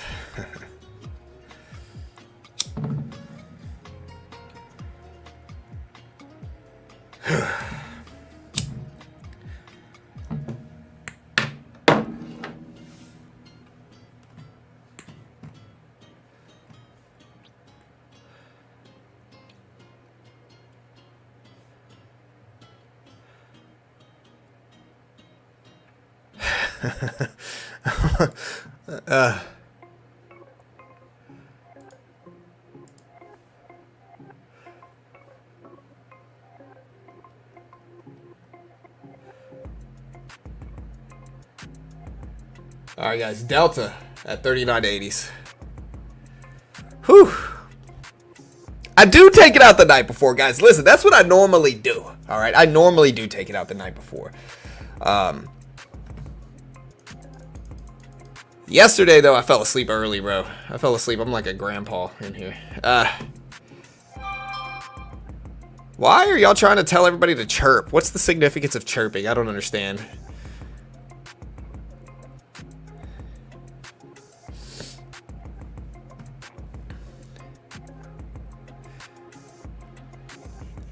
This guy, Michael Saylor. You know, listen, I'm not trying to let ego get to my head too much, but it really does kind of feel good to know that I make people so insecure that they like obsess over my stream and just are so desperate to make me feel bad that they come to my stream. They're thinking about me so much, man. It feels good, dude. It genuinely feels good. So listen, let it out. It's all right. ARM push it up over the volume weighted average price. The SPY back over the volume weighted average price as well. It genuinely feels good because imagine like, I mean, listen, like I say, when you look this good, even everybody on the stream is like, man, John's so attractive. Listen, stop it. All right, y'all are making my head too big here. All right, listen, if I was watching a guy who lived in a, beautiful office with its own library, was one of the top 3 greatest traders of all time, I might feel kind of insecure too. Listen, I get it, man. I get it. Let it out.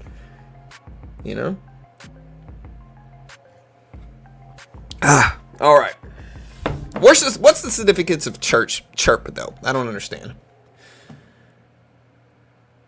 It's that Greek jawline. Hey, listen, calm down there, Forrest. I know, bro. Top 3 Forrest looking traders in the world.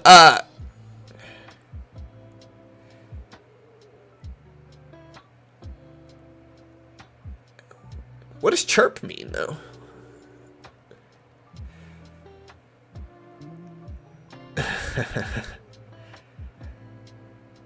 Y'all want to see this Greek jawline? Look at this, bro. I posted this picture the other day. I got to go find it again.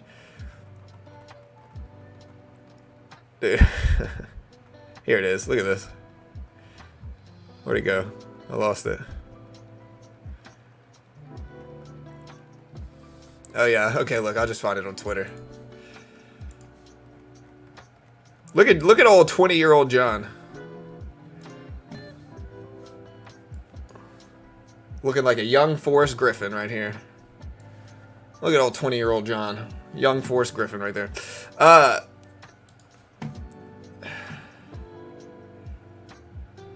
Super Micro to the moon. Where is it right now? Super Micro.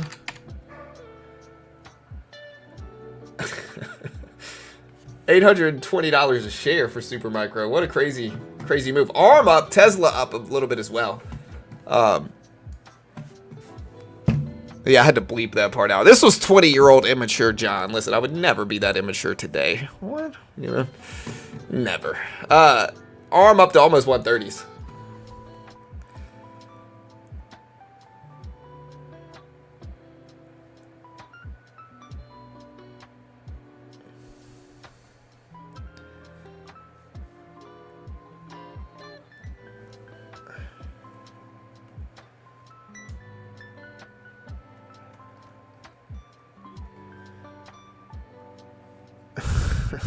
What stocks would 20-year-old John pick? 20-year-old John. Let me channel old John and think about it.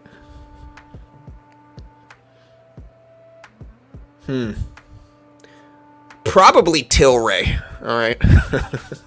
I'd probably pick Tilray, ACB, and what is it? MindMed, MNMD.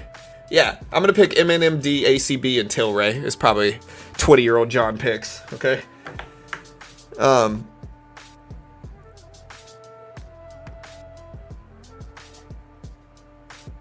Yep.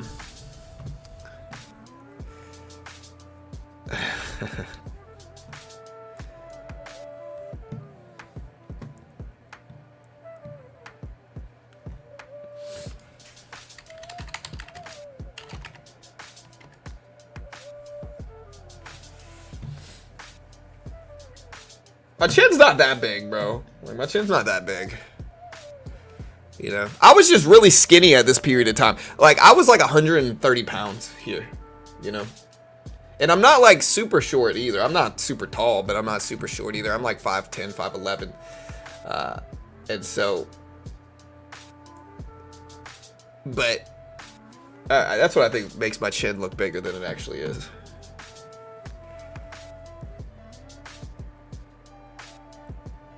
How many subs do you need to reach 125K? Oof.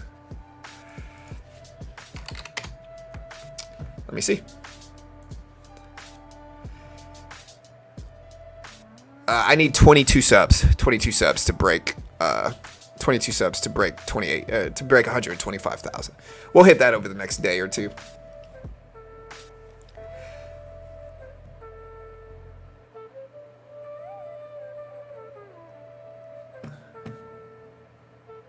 Yeah, so revised PPI data did show up. Here's the revised data. Came in minus 0.2 versus minus 0.1 expected for the revised PPI data.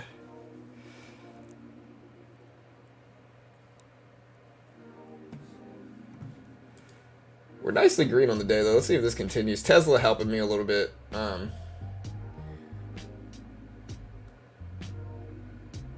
My average price on Nike is 104, so we're right at 105s. What's the game plan today? I don't know. We're going to try to trade.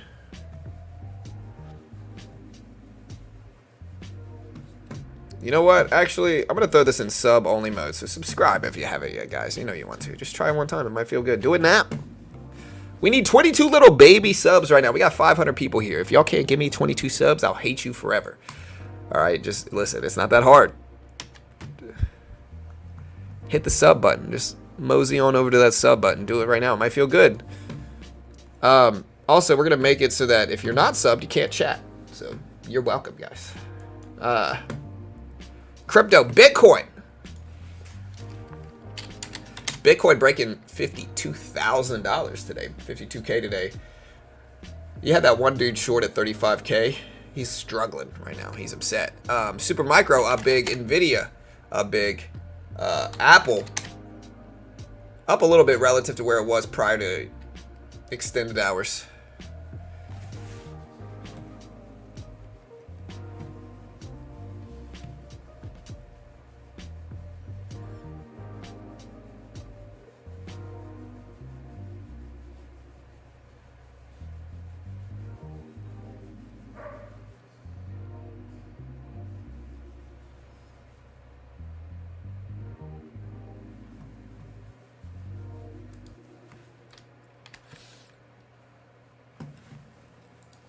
All right, guys, we're getting there. 18 subs. We need it. Will NVIDIA ever pull back? Well, I mean, it's all dependent on. I would say, listen. I would say we are in a bubble for microchips. I think we're in a bubble. I think we're gonna pull back. Maybe we don't. It's also not, but it's not a. It doesn't have to happen. Like, it is possible historically for technologies to catch up with bubbles. It doesn't always have to bust. Sometimes the tech does catch up with it. And that's a possibility here with NVIDIA and other tech stocks. But there's also, a possibility in which it corrects massively and it comes down pretty big and then it regains steam. I think that is a more probable outcome of all this stuff. I think it's most likely that, that stuff that we're at least going to get a little bit of a correction. Now, maybe I'm wrong. I don't know, but still. Meta at 500. No, 465. It could certainly hit it. I'm not sure if it will, but it could. Also, guys, if you haven't already, check out one of my sponsors, Topstep. Topstep funded program and futures. Really great platform. What they do is they give you a demo and they test your skill. Great way to learn how to day trade. And of course, before we get started trading on them, remember, I am terrible at this stuff and have no idea what I'm talking about. I might be wildly wrong about anything I say. Understand CFTC rule 4.41. And again, remember, not an investment professional. I don't even claim to be a good trader, guys. I don't even claim to be a good trader. Definitely not an expert. And we're just going to have some fun. What these funded account programs like Topstep do is they give you a demo and they test your skill. And if you can pass the test, great. If you can't pass the test, you're only out what you pay for it. Instead of risking and losing thousands of dollars like most day traders do. Most day traders lose money, guys. And if you think you're going to be that outlier that somehow succeeds, again, I'm here to tell you, you're probably not. All right, just from my own personal experience. I'm not saying there's not good day traders. I'm sure there's a lot of talented day traders. But most day traders lose money. And so with that in mind, does it make sense to put up thousands of dollars and risk thousands of dollars in the very beginning? In my opinion, no, it doesn't. What Topstep does is they give you a demo first, and they test your skill with that demo account. In futures, you can day trade essentially the S&P, essentially the Q, essentially gold prices. It's not the same price as the Q. This NASDAQ 100 is the Q price action. It's the same thing. If I put up the QQQ in the top right, you can see it's literally the exact same price action. Almost the exact same price action. Look. Big bounce, consolidation, bounce, consolidation, big bounce, consolidation, bounce, consolidation. It's the same thing. Dip, dip, same price action. I can day trade this left side in futures, no PDT rule. The patterns are very similar to like day trading Apple, Amazon. There's just no PDT rule in futures. And what this does is it limits your risk. Instead of risking thousands of dollars and potentially losing that in the beginning, instead you can spend the base combine for $49 or the top one, only $150 for the top one, only $49 for the base one. And if you lose, you're only out that amount. But if you're good enough to pass it, once you're funded, they give you a demo. The base one, you get a 50K demo. If you can make 3K without losing 2K and following their rules, they fund you 50K with a 90% split. So once you're funded, you get a 90% split moving forward anyway. And so limited risk, but once you're funded, you still get 90%. Just taking the challenge, build your skill. And it's just a great way to learn how to trade, as well as if you're good enough as a trader, you could take it, get funded, and risk noticeably less, in my opinion. Although they are a sponsor, I'm certainly biased in their favor because they pay me money. Of course, I'm always transparent and honest about that. But I genuinely think it's good for traders. I genuinely think it's good for traders. And Topstep been around for over 10 years. Pay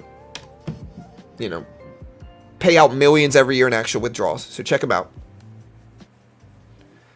Yeah, I mean, 30% of the time, I'm right every time. There's the link right there if you want to check it out. $49. Great way to help support your boy here, and we appreciate it. Again, they're a sponsor. I'm biased, but check them out. All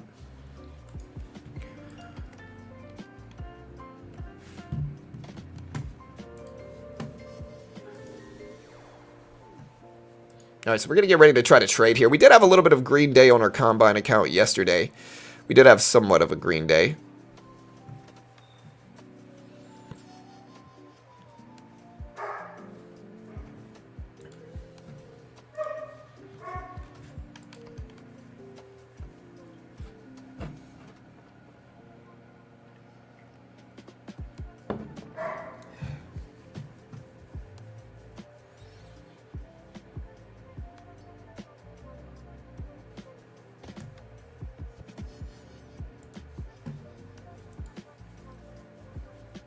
All right, guys, SPY at 496s here, 496s. So let's get ready. So this looks weak. I'm going to short this. We're trading micros right now, so our goal is to build up a cushion first on the day. This was my trading graph yesterday. We made about 320s before commissions yesterday on the Combine account, which is like trying to get funded. We have 2 funded accounts as well. But we're going to try to build up a small cushion. I might switch. All right, so we got a nice little, we're going to add to this 3. Got some nice little breakdowns, flushes. And you can see it's very similar to day trading stocks, like I'm using market orders and pre-market.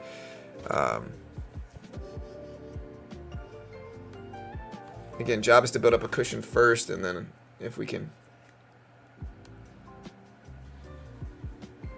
build up that cushion. Our job, like the way we take these is that we build up a cushion first. If we can build up a cushion of a couple $100, then we'll sometimes take larger swings and sometimes just sit on the profit.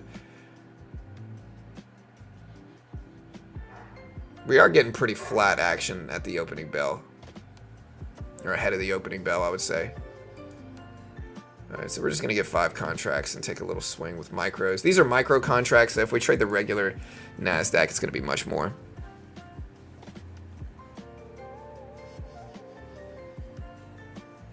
Sorry, new to somewhat to the channel. At what age did you? I am not a pro trader, brother. You know what I mean? Like, I never claimed to be. I am not a professional trader that lives off of my trading profits in any way whatsoever.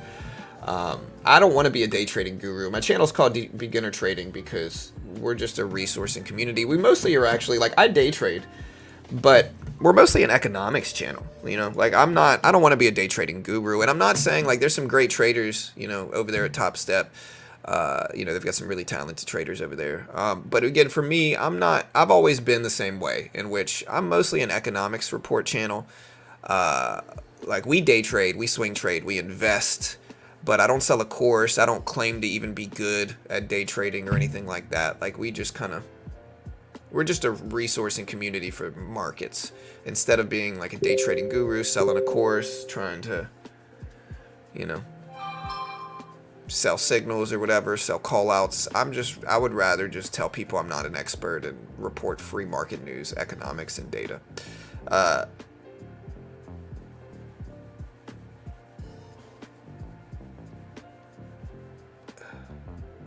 Alright, so we're up a little bit in this last one. I added some to it, but that's a big down wick, maybe signaling some buying pressure.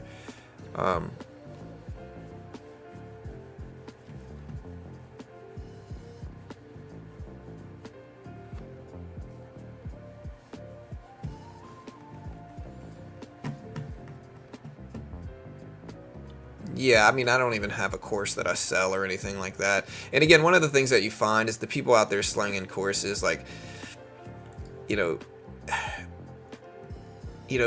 again, I understand, like, people selling courses, right? Like, they have to act like day trading is easier than it is. And so when they sell you the course, they're going to act like you can find financial freedom by just buying their course or service. I'm here to tell you, it doesn't matter what course you buy, what service you follow, most day traders are going to lose money. Doesn't matter who the mentor is, most day traders are going to lose money, especially in the beginning, because it's like I talked about it earlier, it takes conditioning. Like, you have to do the right things over and over again, and that takes time. Most people are not going to be able to just jump in based off of the advice of a mentor and all of a sudden start taking profit out of the market consistently for a long, like, with a big sample size. It's just not possible. Now, you might have good variance and be lucky or whatever, but again, most traders lose, and again, I would rather tell people that truth instead of acting like it's easier than it is to justify selling a course. It's very difficult. Most people will lose. Most people will never make money at it.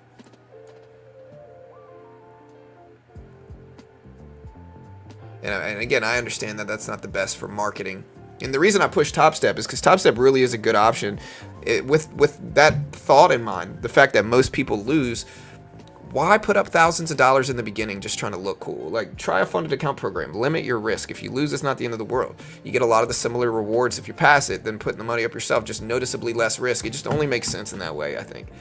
Or Topstep makes perfect sense in that way, I think, because it just protects you. Protects new traders from losing 5K trying to look cool. Alright, so we're losing here. We're down on the day. I like the short still, to be honest, and I still think this is going to break down, in all honesty. So I'll let it work a little bit more, but we're down like 30 bucks.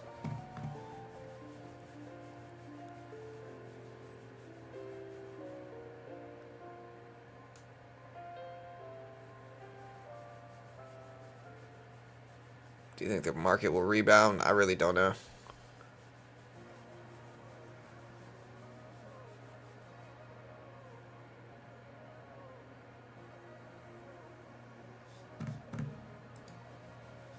ARM, guys. ARM up to 132s here. Microchips are starting to rebound here. That's the only thing I'm thinking about cutting this. And we're down like 20 bucks. But yeah, ARM and other microchips are starting to rip.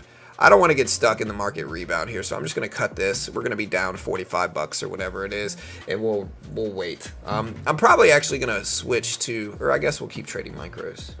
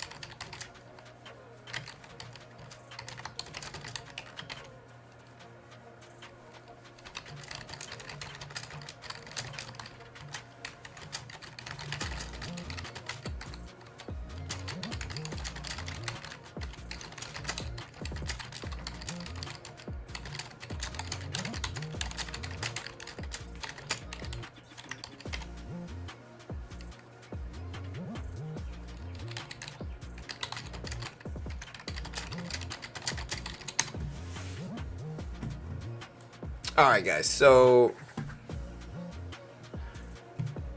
what are you doing about all your wash sales? Yeah, I mean, I don't know. So you have to understand what what the wash sale rule does, like actually does. Okay, so what the wash sale rule means is that you can't. It means that you can't lose. It means that you can't make $1,000 on the SPY and then lose $1,000 on the SPY and write off that loss like you're net down $1,000, because really you're flat. You made $1,000 and lost $1,000. You're neutral. You can't make $1,000 and then lose $1,000 and write off $1,000 loss like you're down when really you're net flat, right? Like that's what the wash sale rule means. It means that you can't write off losses on things that like you're net neutral or net positive one. It's just not like that would be manipulating the system in that way. That's what the wash sale rules specifically means. I'm pretty sure. Again, ask your CPA. I don't freaking know, but I'm pretty sure that's the context you have to look at the wash sale rule under.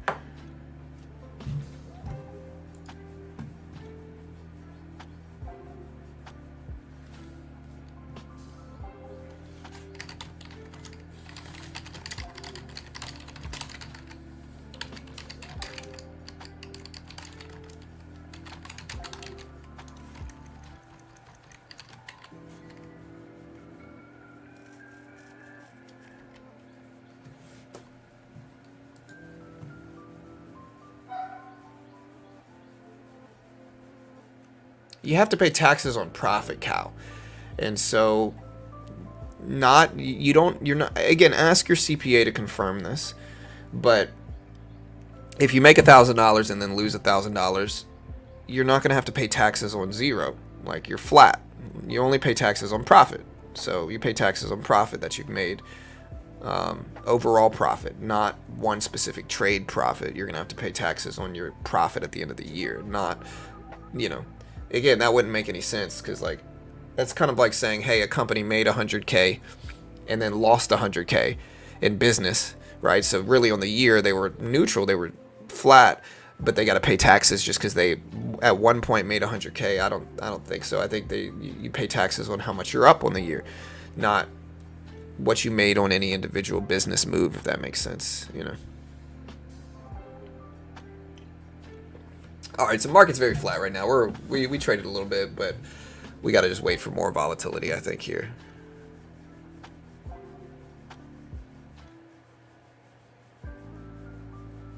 That's correct, but it also means if you sell, that also means if you sell out of a stock at a loss, you can't buy it back for 30 days or it's canceled out. Well, what that means is that if you sell a stock and lose money on it, correct, if you buy it back afterwards, you're not going to be able to write off the losses that you originally took on it, I think. But again, I would ask your CPA accountant.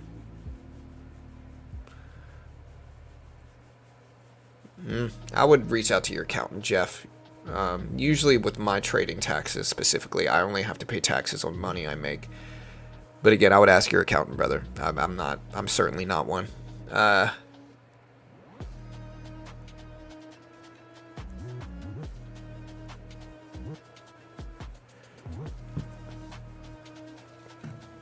Yeah, it only makes sense, I think, to just pay on what you make or lose, despite individual trade isolations. Yeah, see, I was right about this. I thought we would keep dropping, but it's all good. Yeah, I don't give out anything. I certainly don't give out freaking, I certainly don't give out tax advice. I have no idea. I'm the wrong guy. I hate taxes, bro. I pay tens of thousands of dollars in taxes every year. I do not like it at all,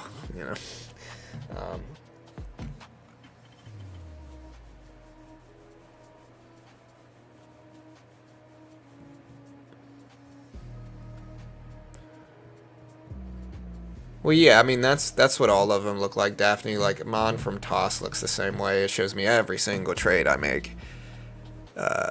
All the, like, it shows me the net value of all the trades I've taken, which is millions of dollars. It's interesting to look at.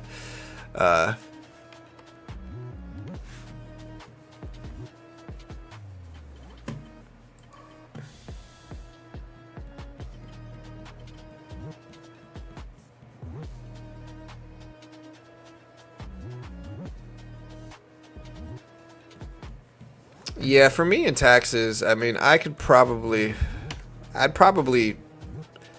owe less, like, I'm very careful with my taxes. I probably overpay taxes, every year, and that's okay. I'd rather be safe, Arm pulling back to 131s. We got the slight little downtrend here on the NASDAQ, but again, it's very flat. We got 25 minutes. We'll see what we get.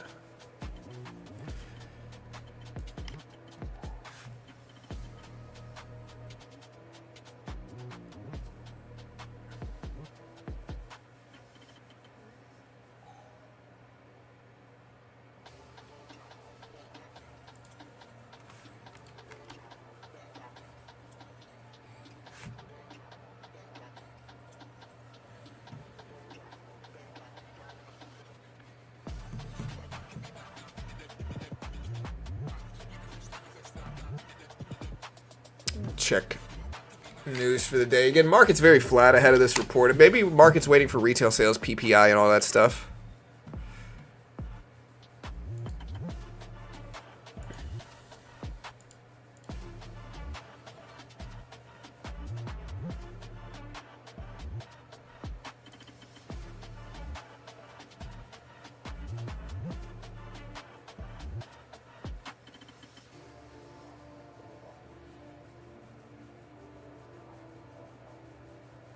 SEC Chair Gary Gensler says Bitcoin is leading the market share of ransomware.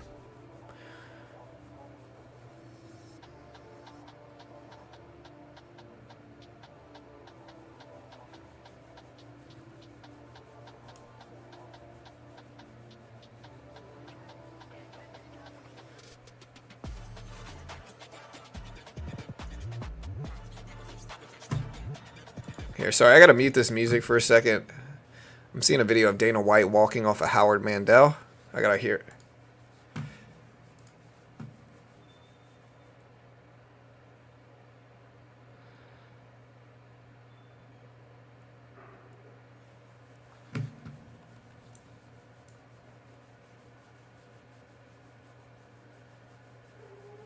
Tesla at 186.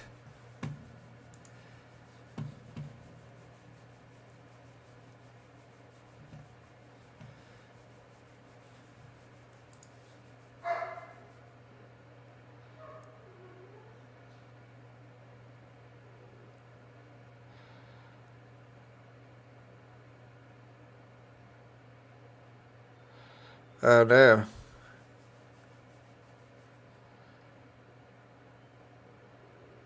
Dana White just walked off of Howie Mandel's podcast. He said, I'm so sick and tired of doing podcasts. I'm not doing it anymore, and walked out. Interesting. I wonder why. Like, my guy was there already. Why not just finish it? What do you think about Coinbase? I think Coinbase is going to be very strong right now with Bitcoin and crypto's movements.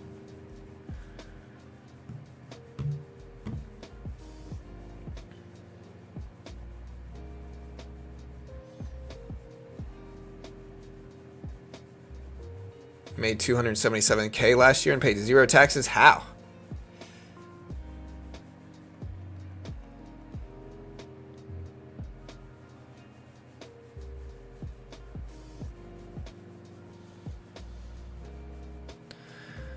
Yeah, I guess it ultimately just depends. Again, tomorrow retail sales very flat. Like it's very hard to trade this.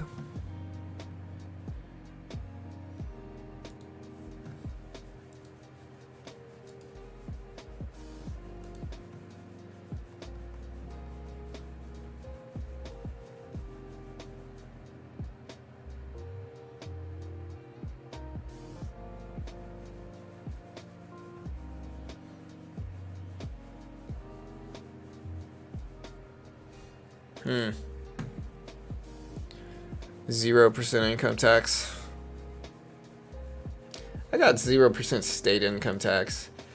You know, again, taxes suck. I'm going to have to pay so much more for last year, too. It's all right. It's a marginal tax rate. I still haven't calculated it. The sweet spot is 200,000 to 300,000. Like, if you can make, I think it's less. If you can make 200K, I think that's a high standard of living with the least taxes. Once you start making over 200K, you know, that's when you trickle into super expensive tax territory. And unfortunately, or fortunately, I guess, you know, we're going to trickle into that this year. But it's all good. It's all love, you know. Not happy about it, but, you know, It's a blessing and a curse, you know, either way, I guess.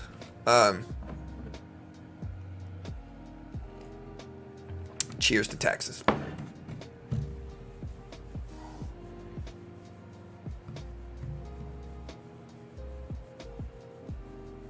Oh, I'll write off business expenses for sure, Daphne, 100%. I'd like to move out of Texas, but the zero state income is too good to not give up. Yeah, but there's a flaw in it, right? So like, yeah, there's no state income tax here, and that's great. What there is, though, is there's super, super high property tax, right? So there's super high property taxes. And so while there's no state tax income-wise, property taxes in some places are like 2.5%.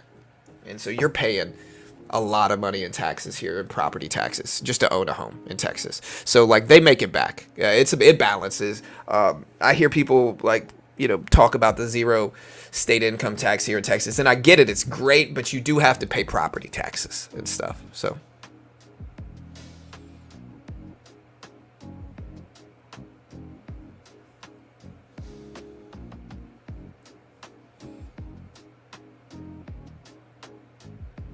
I made $425 when I lived in Canada day trading and paid $200K. Well, yeah, it's Canada though, brother. Canada's cool. The taxes, they're not. I have family in Canada. My family, I have family in Canada, but.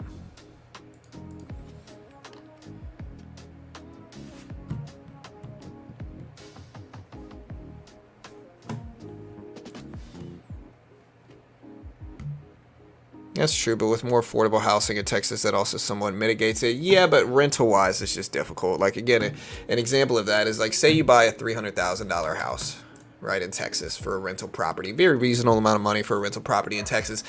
Yearly, you're going to have to pay $6,600 a year, right? Now, let's look at... That's $550 a month just in property taxes that you're going to have to pay for owning that house, right? So let's say you get $1,200 out of that house a month in property taxes. You're only going to net $650 after taxes are paid. This doesn't even include insurance, maintenance, anything else, right? So it's very difficult for rental properties in some places. Now, there's some places with better taxes, which are just much less. Like there's some places here where taxes are like 1.4%, you know, and so you're only going to pay $4,200 a month, you know, so only $350 a month, but still the margins are not great for rental properties here. When you add maintenance, insurance, all that good stuff, it's just expensive.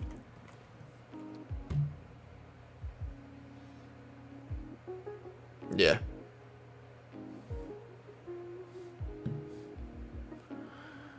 And it is what it is. I mean, it's good and bad. Yeah, for sure, Daniel.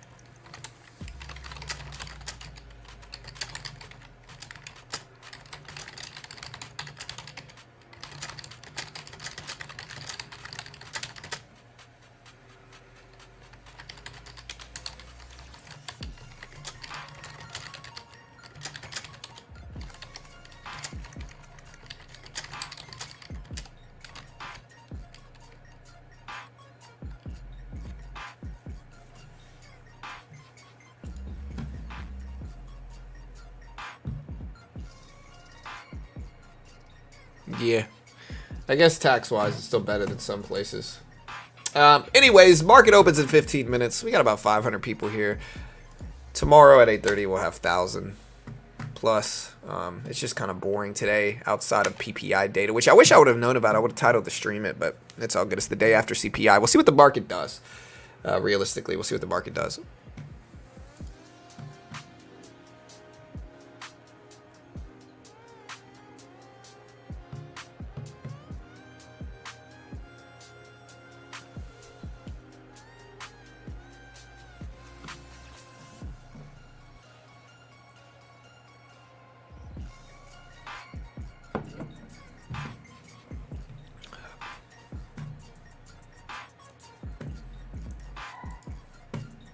Yeah, PPI is on Friday. So PPI is the producer price index. It drops Friday. Today we had the revised data, which I was completely oblivious to.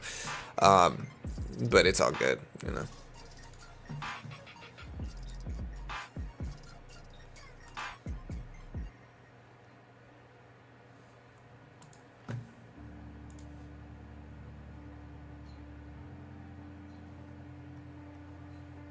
It's a Coinbase earnings tomorrow.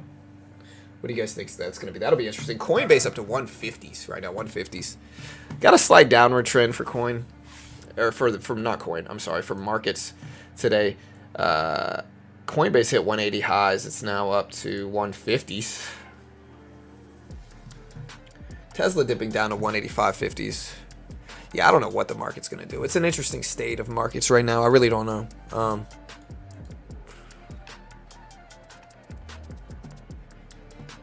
All right, guys, we only need 10 more subs to hit 125K. 10. Little baby 10 subs. We could do that, I think, guys, right? We could hit that, huh?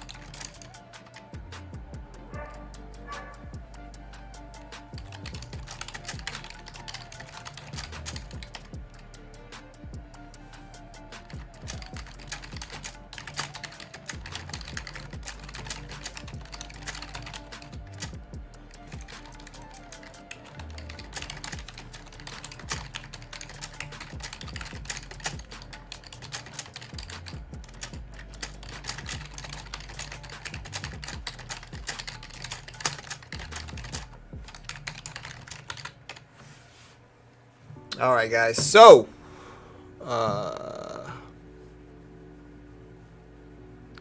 yeah, you don't need to sub on multiple accounts. I mean, it doesn't really do anything. No, I didn't hear about Sofi and BA partnership. I'm in Sofi, though. I hope it moves up.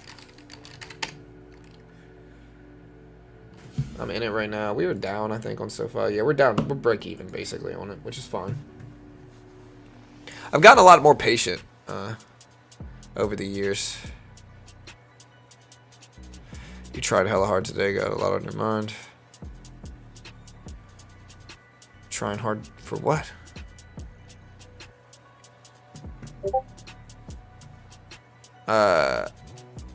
Do you think Airbnb will bounce back? I don't know. At 145.30s.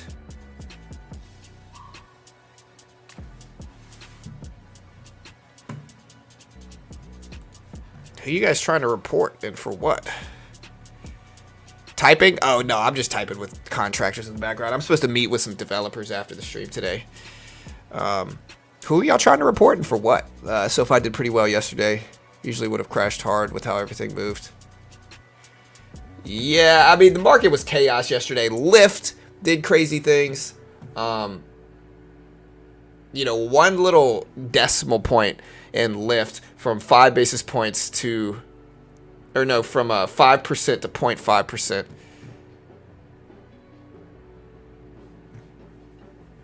How that robot is you? Let me go back and read the chat.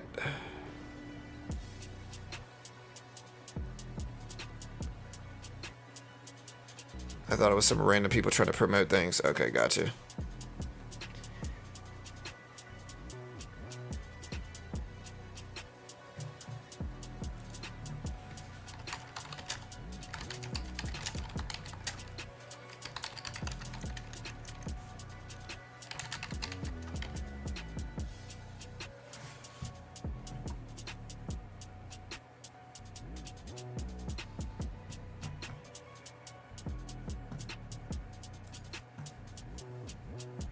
I thought it was some random people trying to put my things. Okay, gotcha. Carvana is up a little bit too much personally for me. At 53.20s for Carvana, 53.20s. I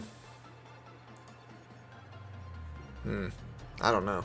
Again, it was the problem with Carvana is that it was at like $6 this year, and so from $6 to 50 is just a little bit too much for me to be interested in buying them, and especially like scale of company wise, I'm skeptical, and I'm skeptical in them.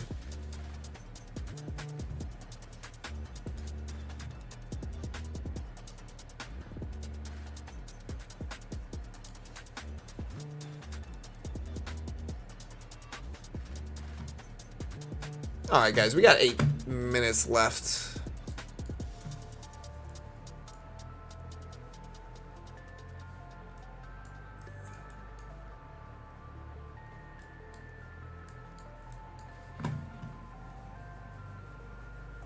I'm an index trader, but I mean, I trade indexes too. I usually trade like the NASDAQ 100 is what I have up on screen, but I also trade like the SPY, the Q, stocks. My better trades are probably investments.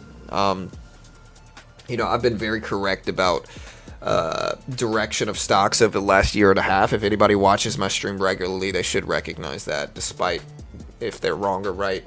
I've been very correct about stock direction over the last few years. And what a lot of people said, it was the opposite too. A lot of people said the market would crash and dump, and you know, we started buying stuff up when a lot of big influencers that y'all follow were telling everybody the market was going to crash. So my better trades are probably investments, but we day trade too, and we get some good trades there sometimes as well. It just depends on the day, the mood, what I'm specifically trading. Yeah, definitely top 3. What's up, Mo? All right, guys, here's the opening bell coming soon.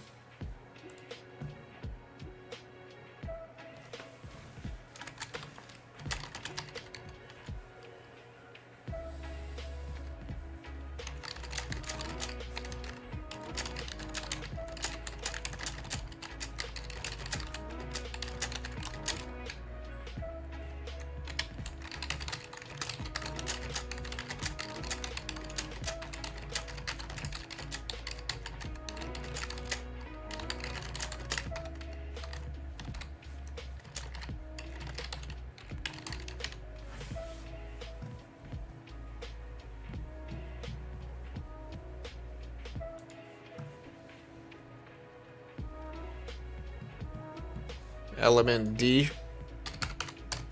I don't know anything about this company. Isn't Lemonade kind of like Acorn, where they take your money, round it up, and invest it into different things or something like that, right? Isn't that what Lemonade is? I'm not 100% sure, but I don't know anything about Lemonade as a company, LMND. Buy arm and a leg. All right, guys. Hey, we got the opening bell coming pretty soon.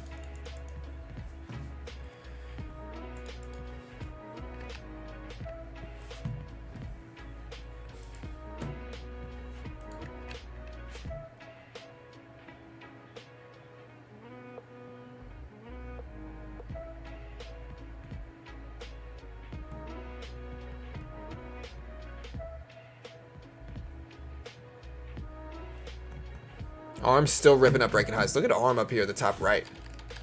So here's Arm. Arm up to almost 135s right now. Good thing I stayed in it. I almost sold it yesterday. The only thing that kept me in it is my average price is 63.50s. Only thing that kept me in it. And it's too good of an average price to say goodbye to early. So I'm going to keep it there at 135s currently, so that's great. We're also in Tesla. We're in Baba. Both of those are up on the day. We're also in Boeing, but we're now down on Boeing. We're still in Chewy, even though we scaled out of some yesterday. Still in Delta, even though we took some profit on that one yesterday. Google at Google 125s is at 147, so Google's still moving up too.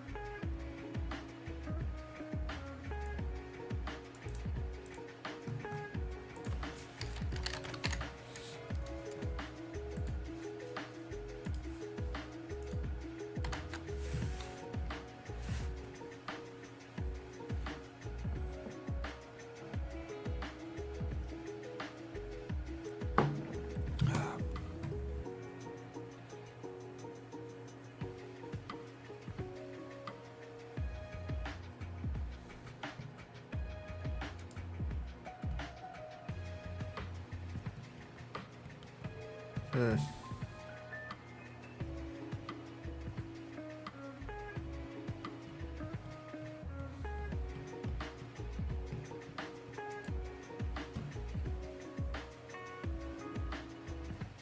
right, guys. So again, market's bouncing back up, SPY back up, ARM back up, Apple back up a little bit as well. We got 3 minutes or less until the opening bell, so just kind of sitting tight, waiting.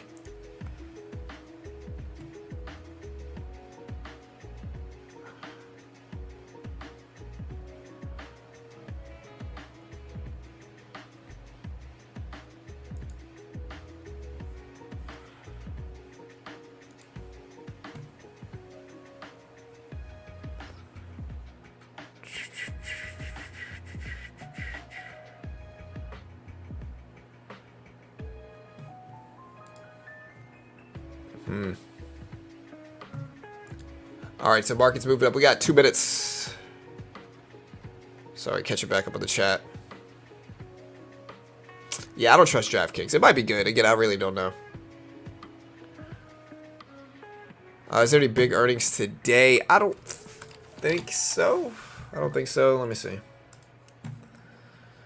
We had some this morning. We got Twilio, Cisco is probably the biggest one today. Upwork, TripAdvisor, QuantumScape, Equinix, NerdWallet, Herbalife. So, nah, not really. Cisco's the biggest one. And it's Twilio, Cisco, Occidental Petroleum, Oxy are pretty big companies. But nothing that's going to cause, like,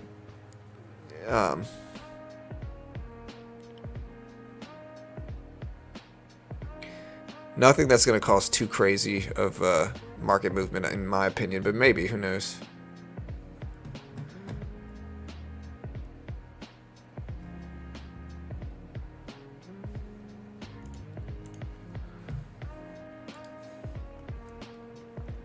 Short Lyft, I don't know. We got less than a minute, guys. Less than a minute.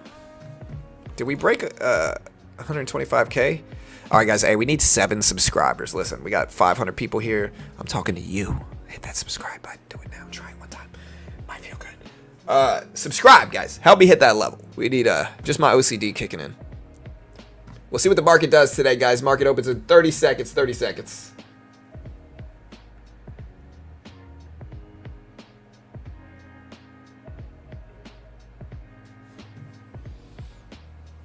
Chipotle.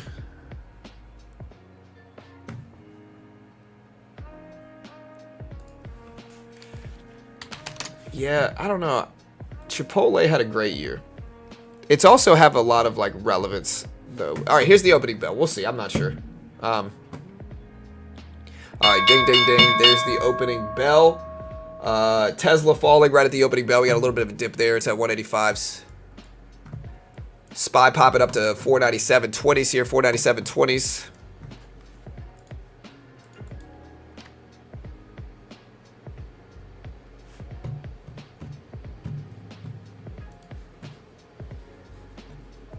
Market popped a little bit. ARM dipping down some. SPY up. Tesla back up. ARM falling. Let's look at Amazon, Meta. Amazon down. Amazon is pulling back the market a little bit. Google's up some. Apple is down some. What else is big? Meta. Meta's ripping up to 469s. Meta's breaking highs with microchips. NVIDIA. Let's take a look at NVIDIA. We should probably watch it over anything else. NVIDIA up to 735s. 735s.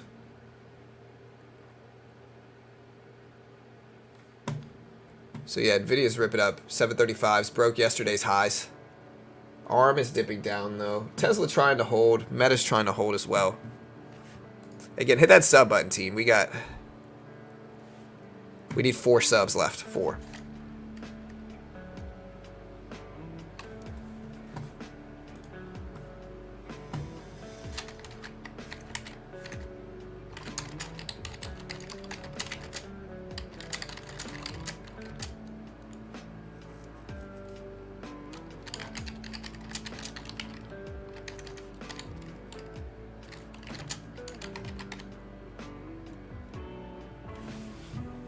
So we got some upward movements. NVIDIA trying to hold. Let me put a 1-minute chart up so we can see this a little bit more clearly.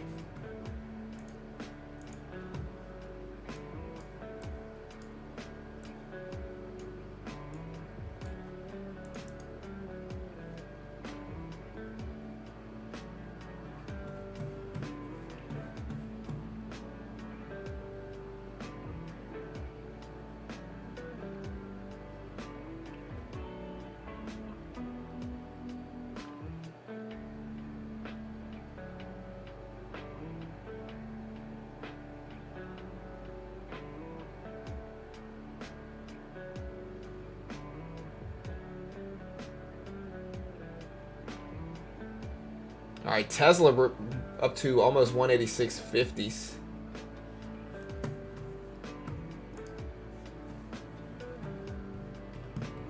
Netflix, Meta's pulling down some as well, but Tesla's kind of pushing up big is what I'm seeing. Netflix is dipping down, Tesla up. Watch NVIDIA closely here. We're going to try to let things settle first. Watch NVIDIA a lot. You can see the chart looks exactly like NVIDIA, a very similar chart.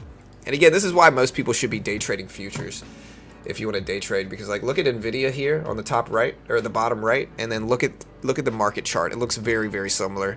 Big green, red, green, big green, red, green. Very similar chart. So you could day trade very similar patterns to blue chip stocks like NVIDIA in futures. No PDT rule. Topstep's the most legit funded program that helps traders limit their risk. But once you're funded on Topstep, if you can get funded and pass the test, you get 90% split anyway. Just a great way to learn how to day trade with limited risk. They've been around for over a decade. They're the most legit one in the world. They pay out millions in actual withdrawals, fund thousands a year. They give you a demo, test your skill with that first, and if you pass the test, then they fund you. If you don't pass the test, you're only out what you pay for the package, which the base one's $49. Just limited risk. Still teaches you how to trade under pressure, all that good stuff. Here's the link. They're a sponsor of mine, of course. I'm biased in their favor, and I always try to put this up. Remember this disclaimer right here, guys.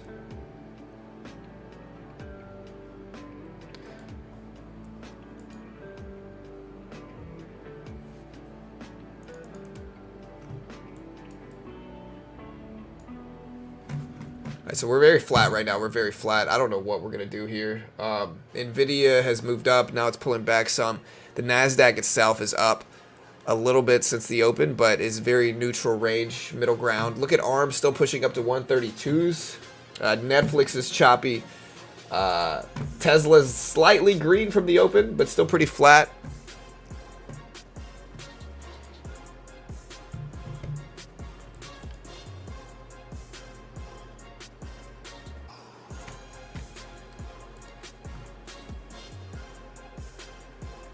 ARM making a big rip up, guys. Big rip up. Hey, listen, we need 4 subscribers.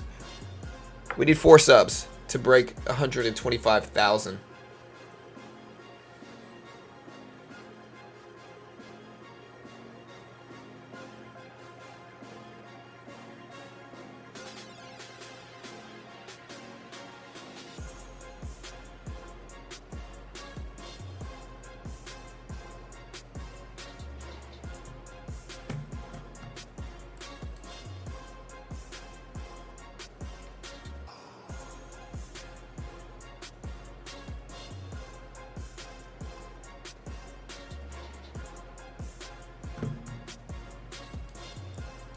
ARM is down to 132s. Tesla at 186s.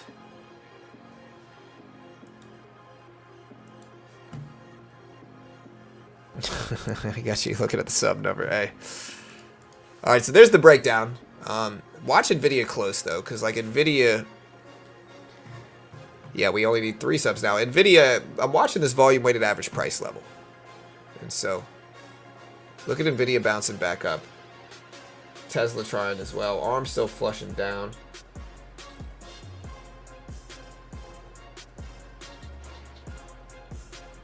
Look at NVIDIA back up to 735s as the market falls.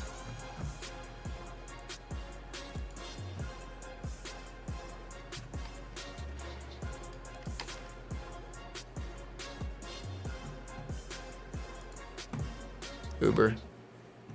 Yeah, what's Lyft doing, man? Lyft had craziness at the open. Or since the opening bell. Lyft back up to $16 a share. So Lyft is still moving here. I'm going to short this now. And then maybe add to try to establish a good position here. See, but NVIDIA's back up. I don't know if I like that. I'll take 4 contracts here and leave it at that. I'm not going to add any more.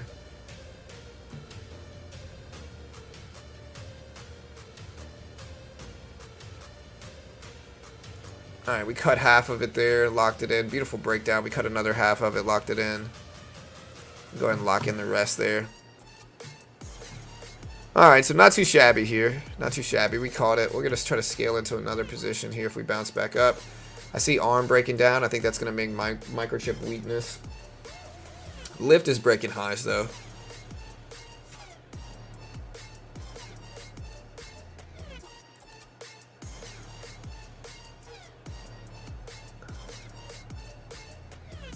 All right, take another half off.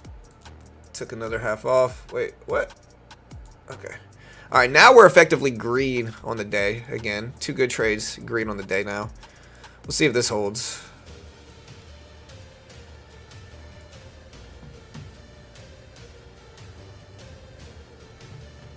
All right, now we're bouncing back up. Let's watch NVIDIA closely. Tesla moving back up some. So I'm trying to keep an eye on all the other blue chips.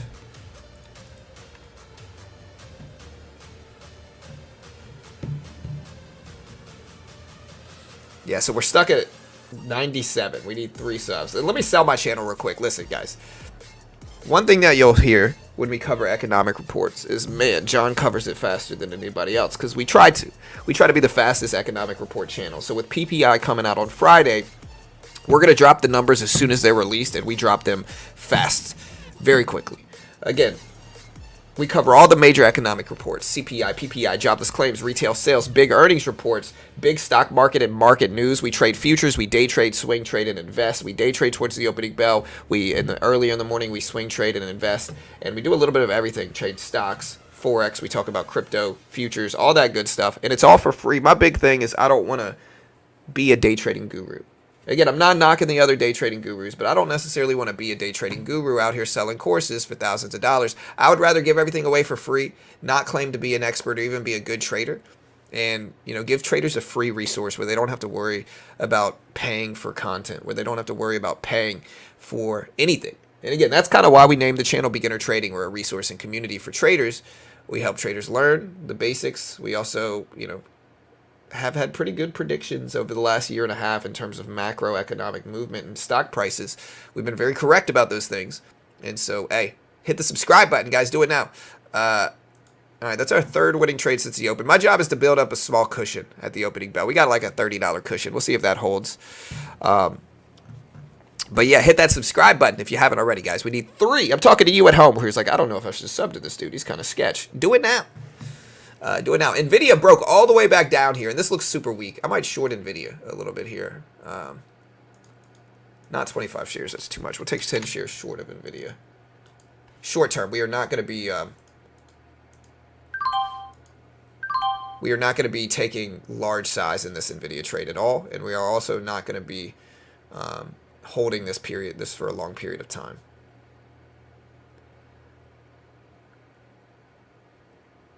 We're right at that VWAP level. We're going to see if we reject here. And we're short NVIDIA. Here we go. I'm going to take half of it off here just to protect the trade, limit my size a little bit. We might add it right back, just like we do in futures.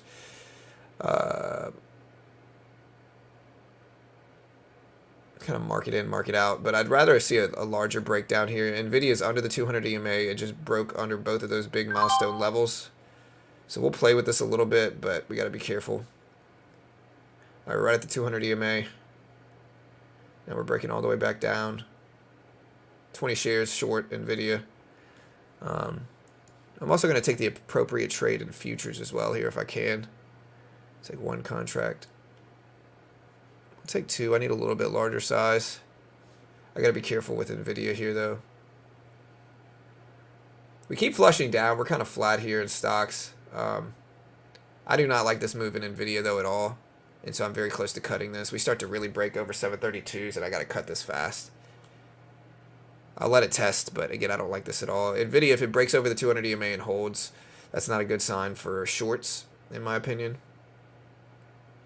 So I'll let it test, but very close to cutting it if we can't. Yeah, I gotta cut that. All right, so we lost $30 on our NVIDIA trade. We're also down in our futures trade, unfortunately, although the futures trade is a little bit closer. And so we will wait. Luckily, we're up hundreds on our equities trades this morning. Although Tesla is breaking down. We're still green on the day, but man, Tesla's flushing right now. So Tesla kind of dragging the market down, but NVIDIA kind of helping the market, unfortunately. We're kind of flat here. Getting very choppy action. I guess I'm going to cut it. Oh, no, I accidentally bought one. Oh, might as well sell that for profit. All right, so now we are down $30-something. It's not the end of the world. We took a swing and missed, and that's normal. You know, we're going to lose sometimes. Let me put some music on. And yeah, NVIDIA just ramping back up. Just punishing me, though.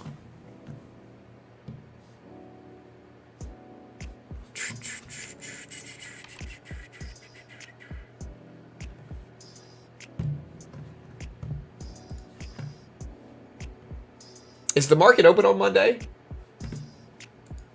I don't know.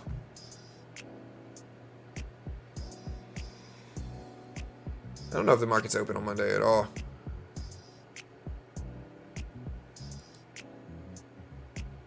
All right, now we're shorting it because I see NVIDIA rejecting here, so something's changed a little bit, but we're keeping it very small today. We're not really taking large size unless we can build up a cushion. We're trading micros, which are pretty insignificant. The reason I'm shorting is because Tesla's flushing down here.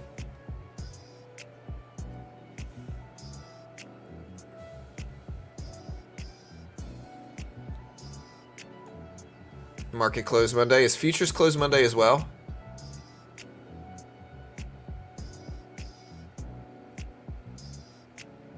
Very flat day. I'm watching Tesla here. Tesla under 184s. Looks super weak. And again, we're trading day trading small. The market's so neutral. The problem though is that Tesla looks very weak, right? And so with that weakness, Tesla's a pretty heavily weighted stock. Tesla's slightly red on the day now. We'll see if NVIDIA rejects at the VWAP too.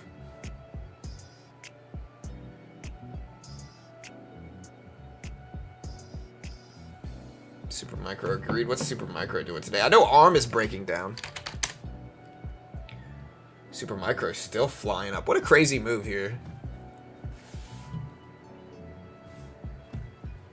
All right, so we started to make money in this.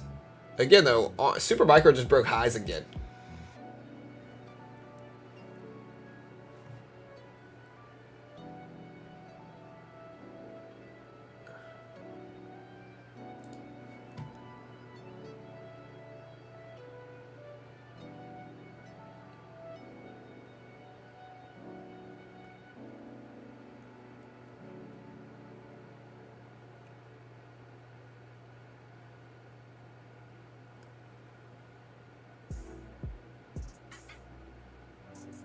Again, ARM still trying to break highs. Supermicro breaking highs. Tesla still falling down, though. Luckily, we've only been trading micros today. Because, yeah, I'm going to have to cut this. So now we're down, like, what, like $80 or something like that. Let me see. Just not an easy day to trade. Yeah, we're down like $80. This is the open price action so far, guys, just to show you kind of what I've been getting stuck in. Opening bell happened here. We dipped down. Now we're right back to where we were. And so we tried to ride the trend and ride that breakdown that we started, the opening weakness. And again, I don't mind the market ripping back up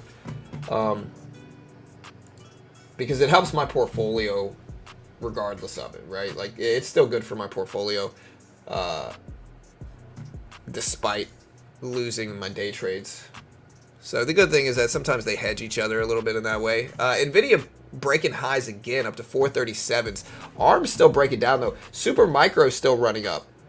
Tesla's still looking weak though. So it's one of those situations where some blue chips are breaking highs and other blue chips are breaking lows. And so the market is indecisive, for lack of a better word.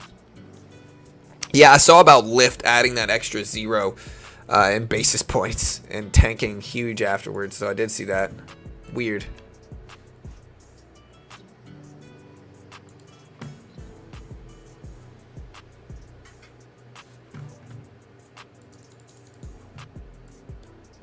Tesla with big opening weakness. All right, so the Fed's Goolsbee says it is totally clear that inflation is coming down when looking at annualized figures. All right, so we're putting up.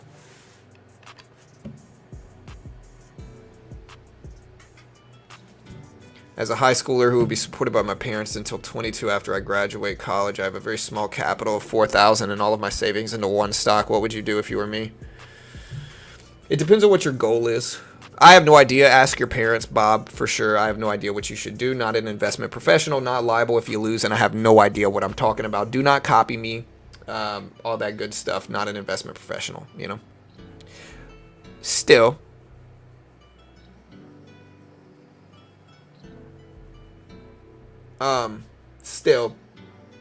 keeping all of your equity into one specific stock is incredibly risky. It's incredibly risky. Now, if it was me, and what I would do is I would probably, it depends on your goal. If your goal is to risk that 4K and potentially run it up to win a lot more, then maybe SoFi is a good move, right? I don't know. I really don't know. If your goal is to have safe returns, you need to be more diversified than just one specific stock, right? You want to have multiple different stocks that you're diversified into in each sector. That's the safer move, in my opinion, and to hold it long term. So it just depends on what your goal is, and I'm not sure. Everybody's different. Yeah, remember, though, I am terrible at this stuff and have no idea what I'm talking about. Always remember this, team. All right, we broke 125K. Thank you so much, guys. We did break 125K. You love to see it. I appreciate the love.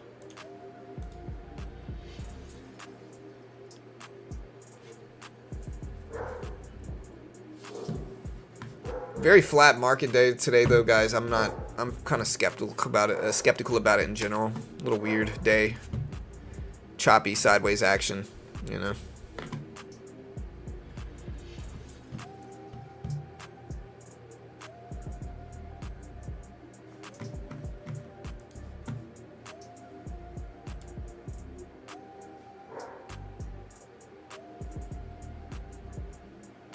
And again, I don't know if anybody can bet on any specific direction. The market looks like a McDonald's sign.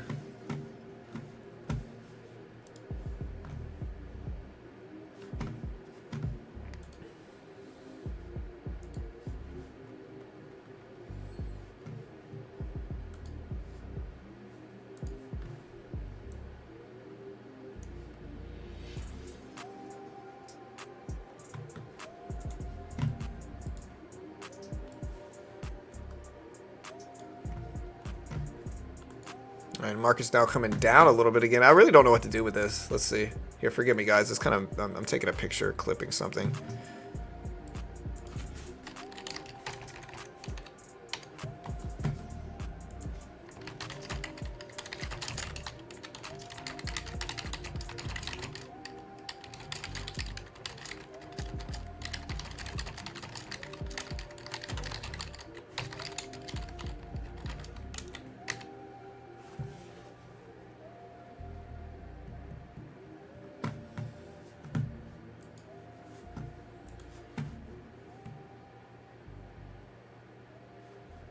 Not a bad day for Bitcoin, as I'll be supported financially. My capital is small. My goal is to grow it into 20K over the next few years. My dad is a great mentor for me, and I do want to figure things out for myself.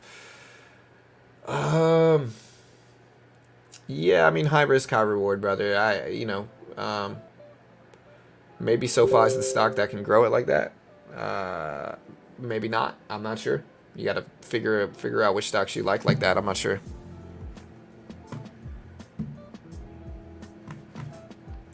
Yeah, thank you guys so much for helping me break 125K. My market's right back down to the bottom where it was, man. We're still right back down.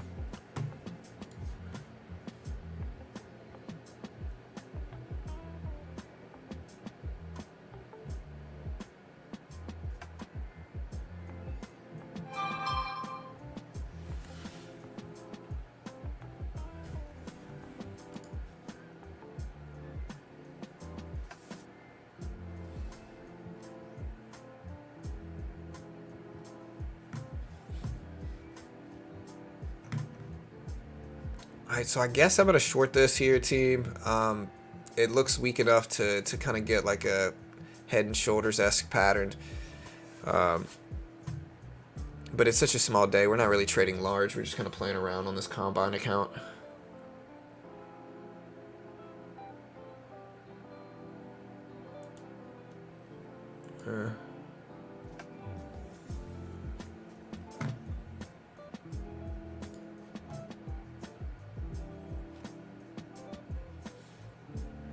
Yeah, I think when we break down like this, it's less likely that we're going to go back up. But, all right, we took half off. Another little half. Maybe we'll add it back if we get a bounce, but we're not getting one.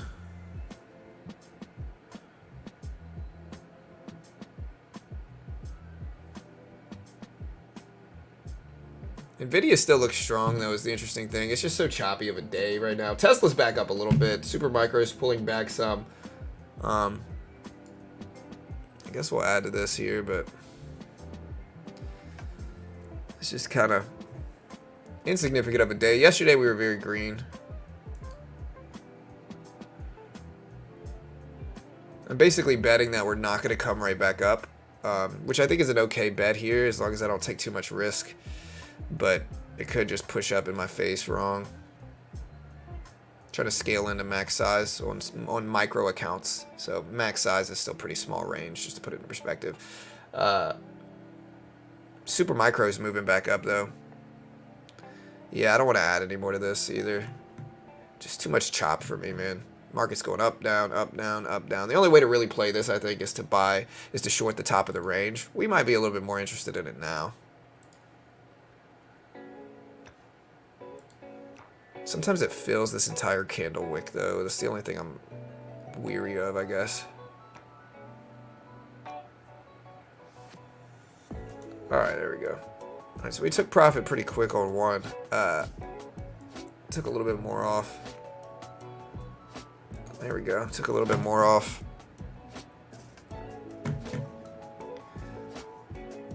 We'll leave this one on and see if we get a bounce back or what.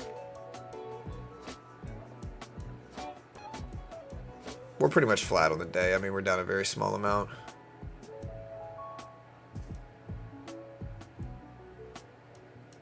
I guess I'm short biased here, but again, it's just kind of a coin flippy guess.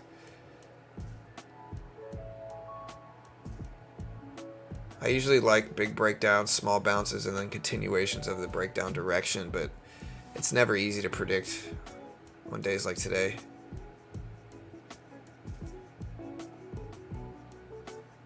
Market's basically flat over the last 5 minutes. Luckily, we only have 2 contracts now, and the question is, do I want to add and fix my average? But that would be betting against NVIDIA here, which I think is kind of a risky move, especially on days like today. Yeah, we're going to have to cut that and get out. Very small. Super micro broke highs again, I think. Yeah, super micro is 854 highs now. Tesla's basically rebounded all the way back up too, so it's just a really flat day.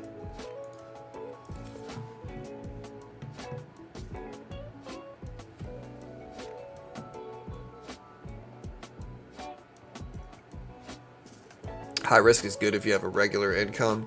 That's time to take risk, but risk with quality. Yeah, I agree. I mean, it depends on what you're doing, in all honesty. ARM at 130s. Super micro at 855s.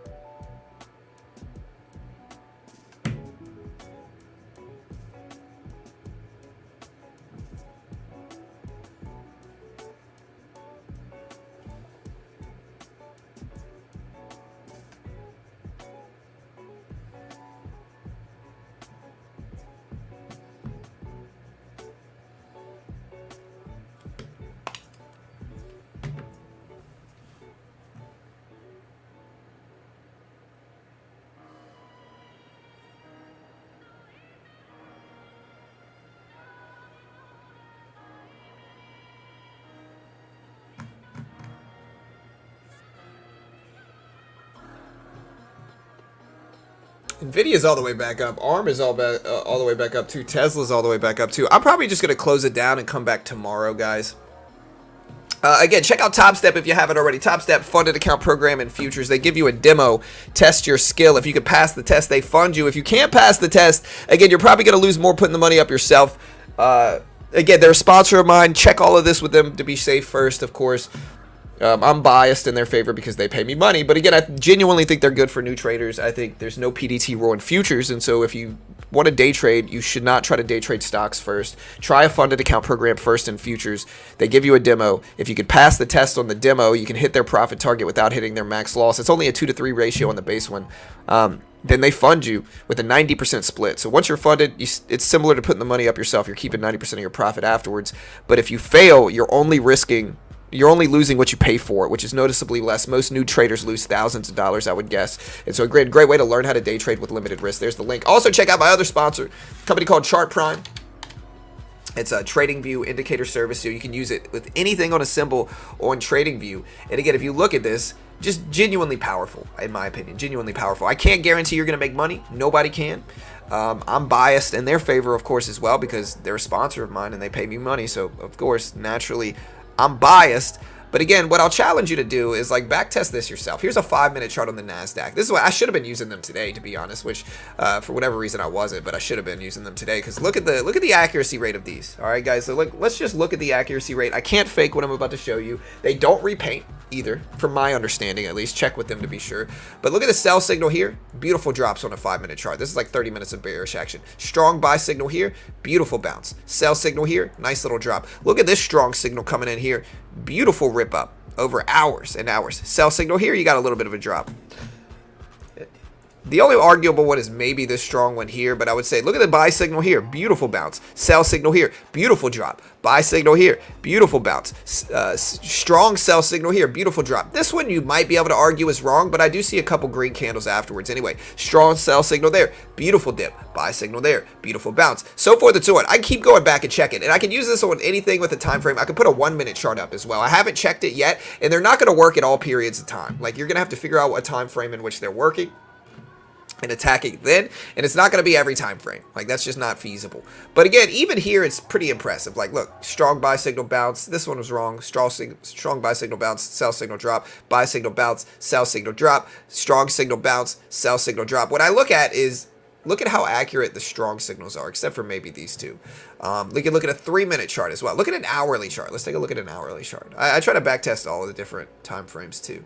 But again, you can, if you want to see which ones they work, they have screeners, oscillators, and backtesters. It'll tell you what the trend is and what is having the best accuracy. So here's an hourly chart. This is one that I was really impressed with the other day. Let's backtest this data. Sell signal, drop. Buy signal, bounce. That's 2 for 2. Strong sell signal. This one certainly failed right here. And so let's just draw an X around the ones that don't work. This strong signal failed as well. This one worked. This one worked. This one worked. This one worked. Okay, so 1, 2, 3. Wait. This one didn't work as well. So that's 3. This one definitely worked. That strong signal. That one worked. That one worked. This one worked. This one worked. This one worked. This one worked. Okay, so yeah, 1, 2, 3, 4, 5, 6, 7, 8, 9, 10. Let me make sure that's right. 1, 2, 3, 4, 5, 6, 7, 8, 9, 10. So yeah, 7 to 3. Right, accurate versus fail. So 7 out of 10 work, 70% accuracy. That's pretty solid. Again, backtest it yourself. I think it could easily pay for itself. It's only like $40 a month if you use my link. Again, great way to help support your boy here in this channel as well, especially on choppy days. It might give you some guidance. But again, I can't guarantee you're gonna make money. Nobody can. Not an investment professional. Not liable if you lose. Check out both of our sponsors. I only have 2 sponsors, and they're both great companies. So check them out. And yeah, I'm going to get out of here. Y'all be safe. Be good. Love you all. Y'all have a great day. We'll be back tomorrow. Tomorrow we have both retail sales, durable good orders, all that good stuff live. We'll be streaming all of it right here. Hit that subscribe button. Thank you so much for helping me hit 125,000, guys. I appreciate it. Thanks so much. Guys, I'll see you guys later. My phone's ringing. But yeah, y'all have a great day.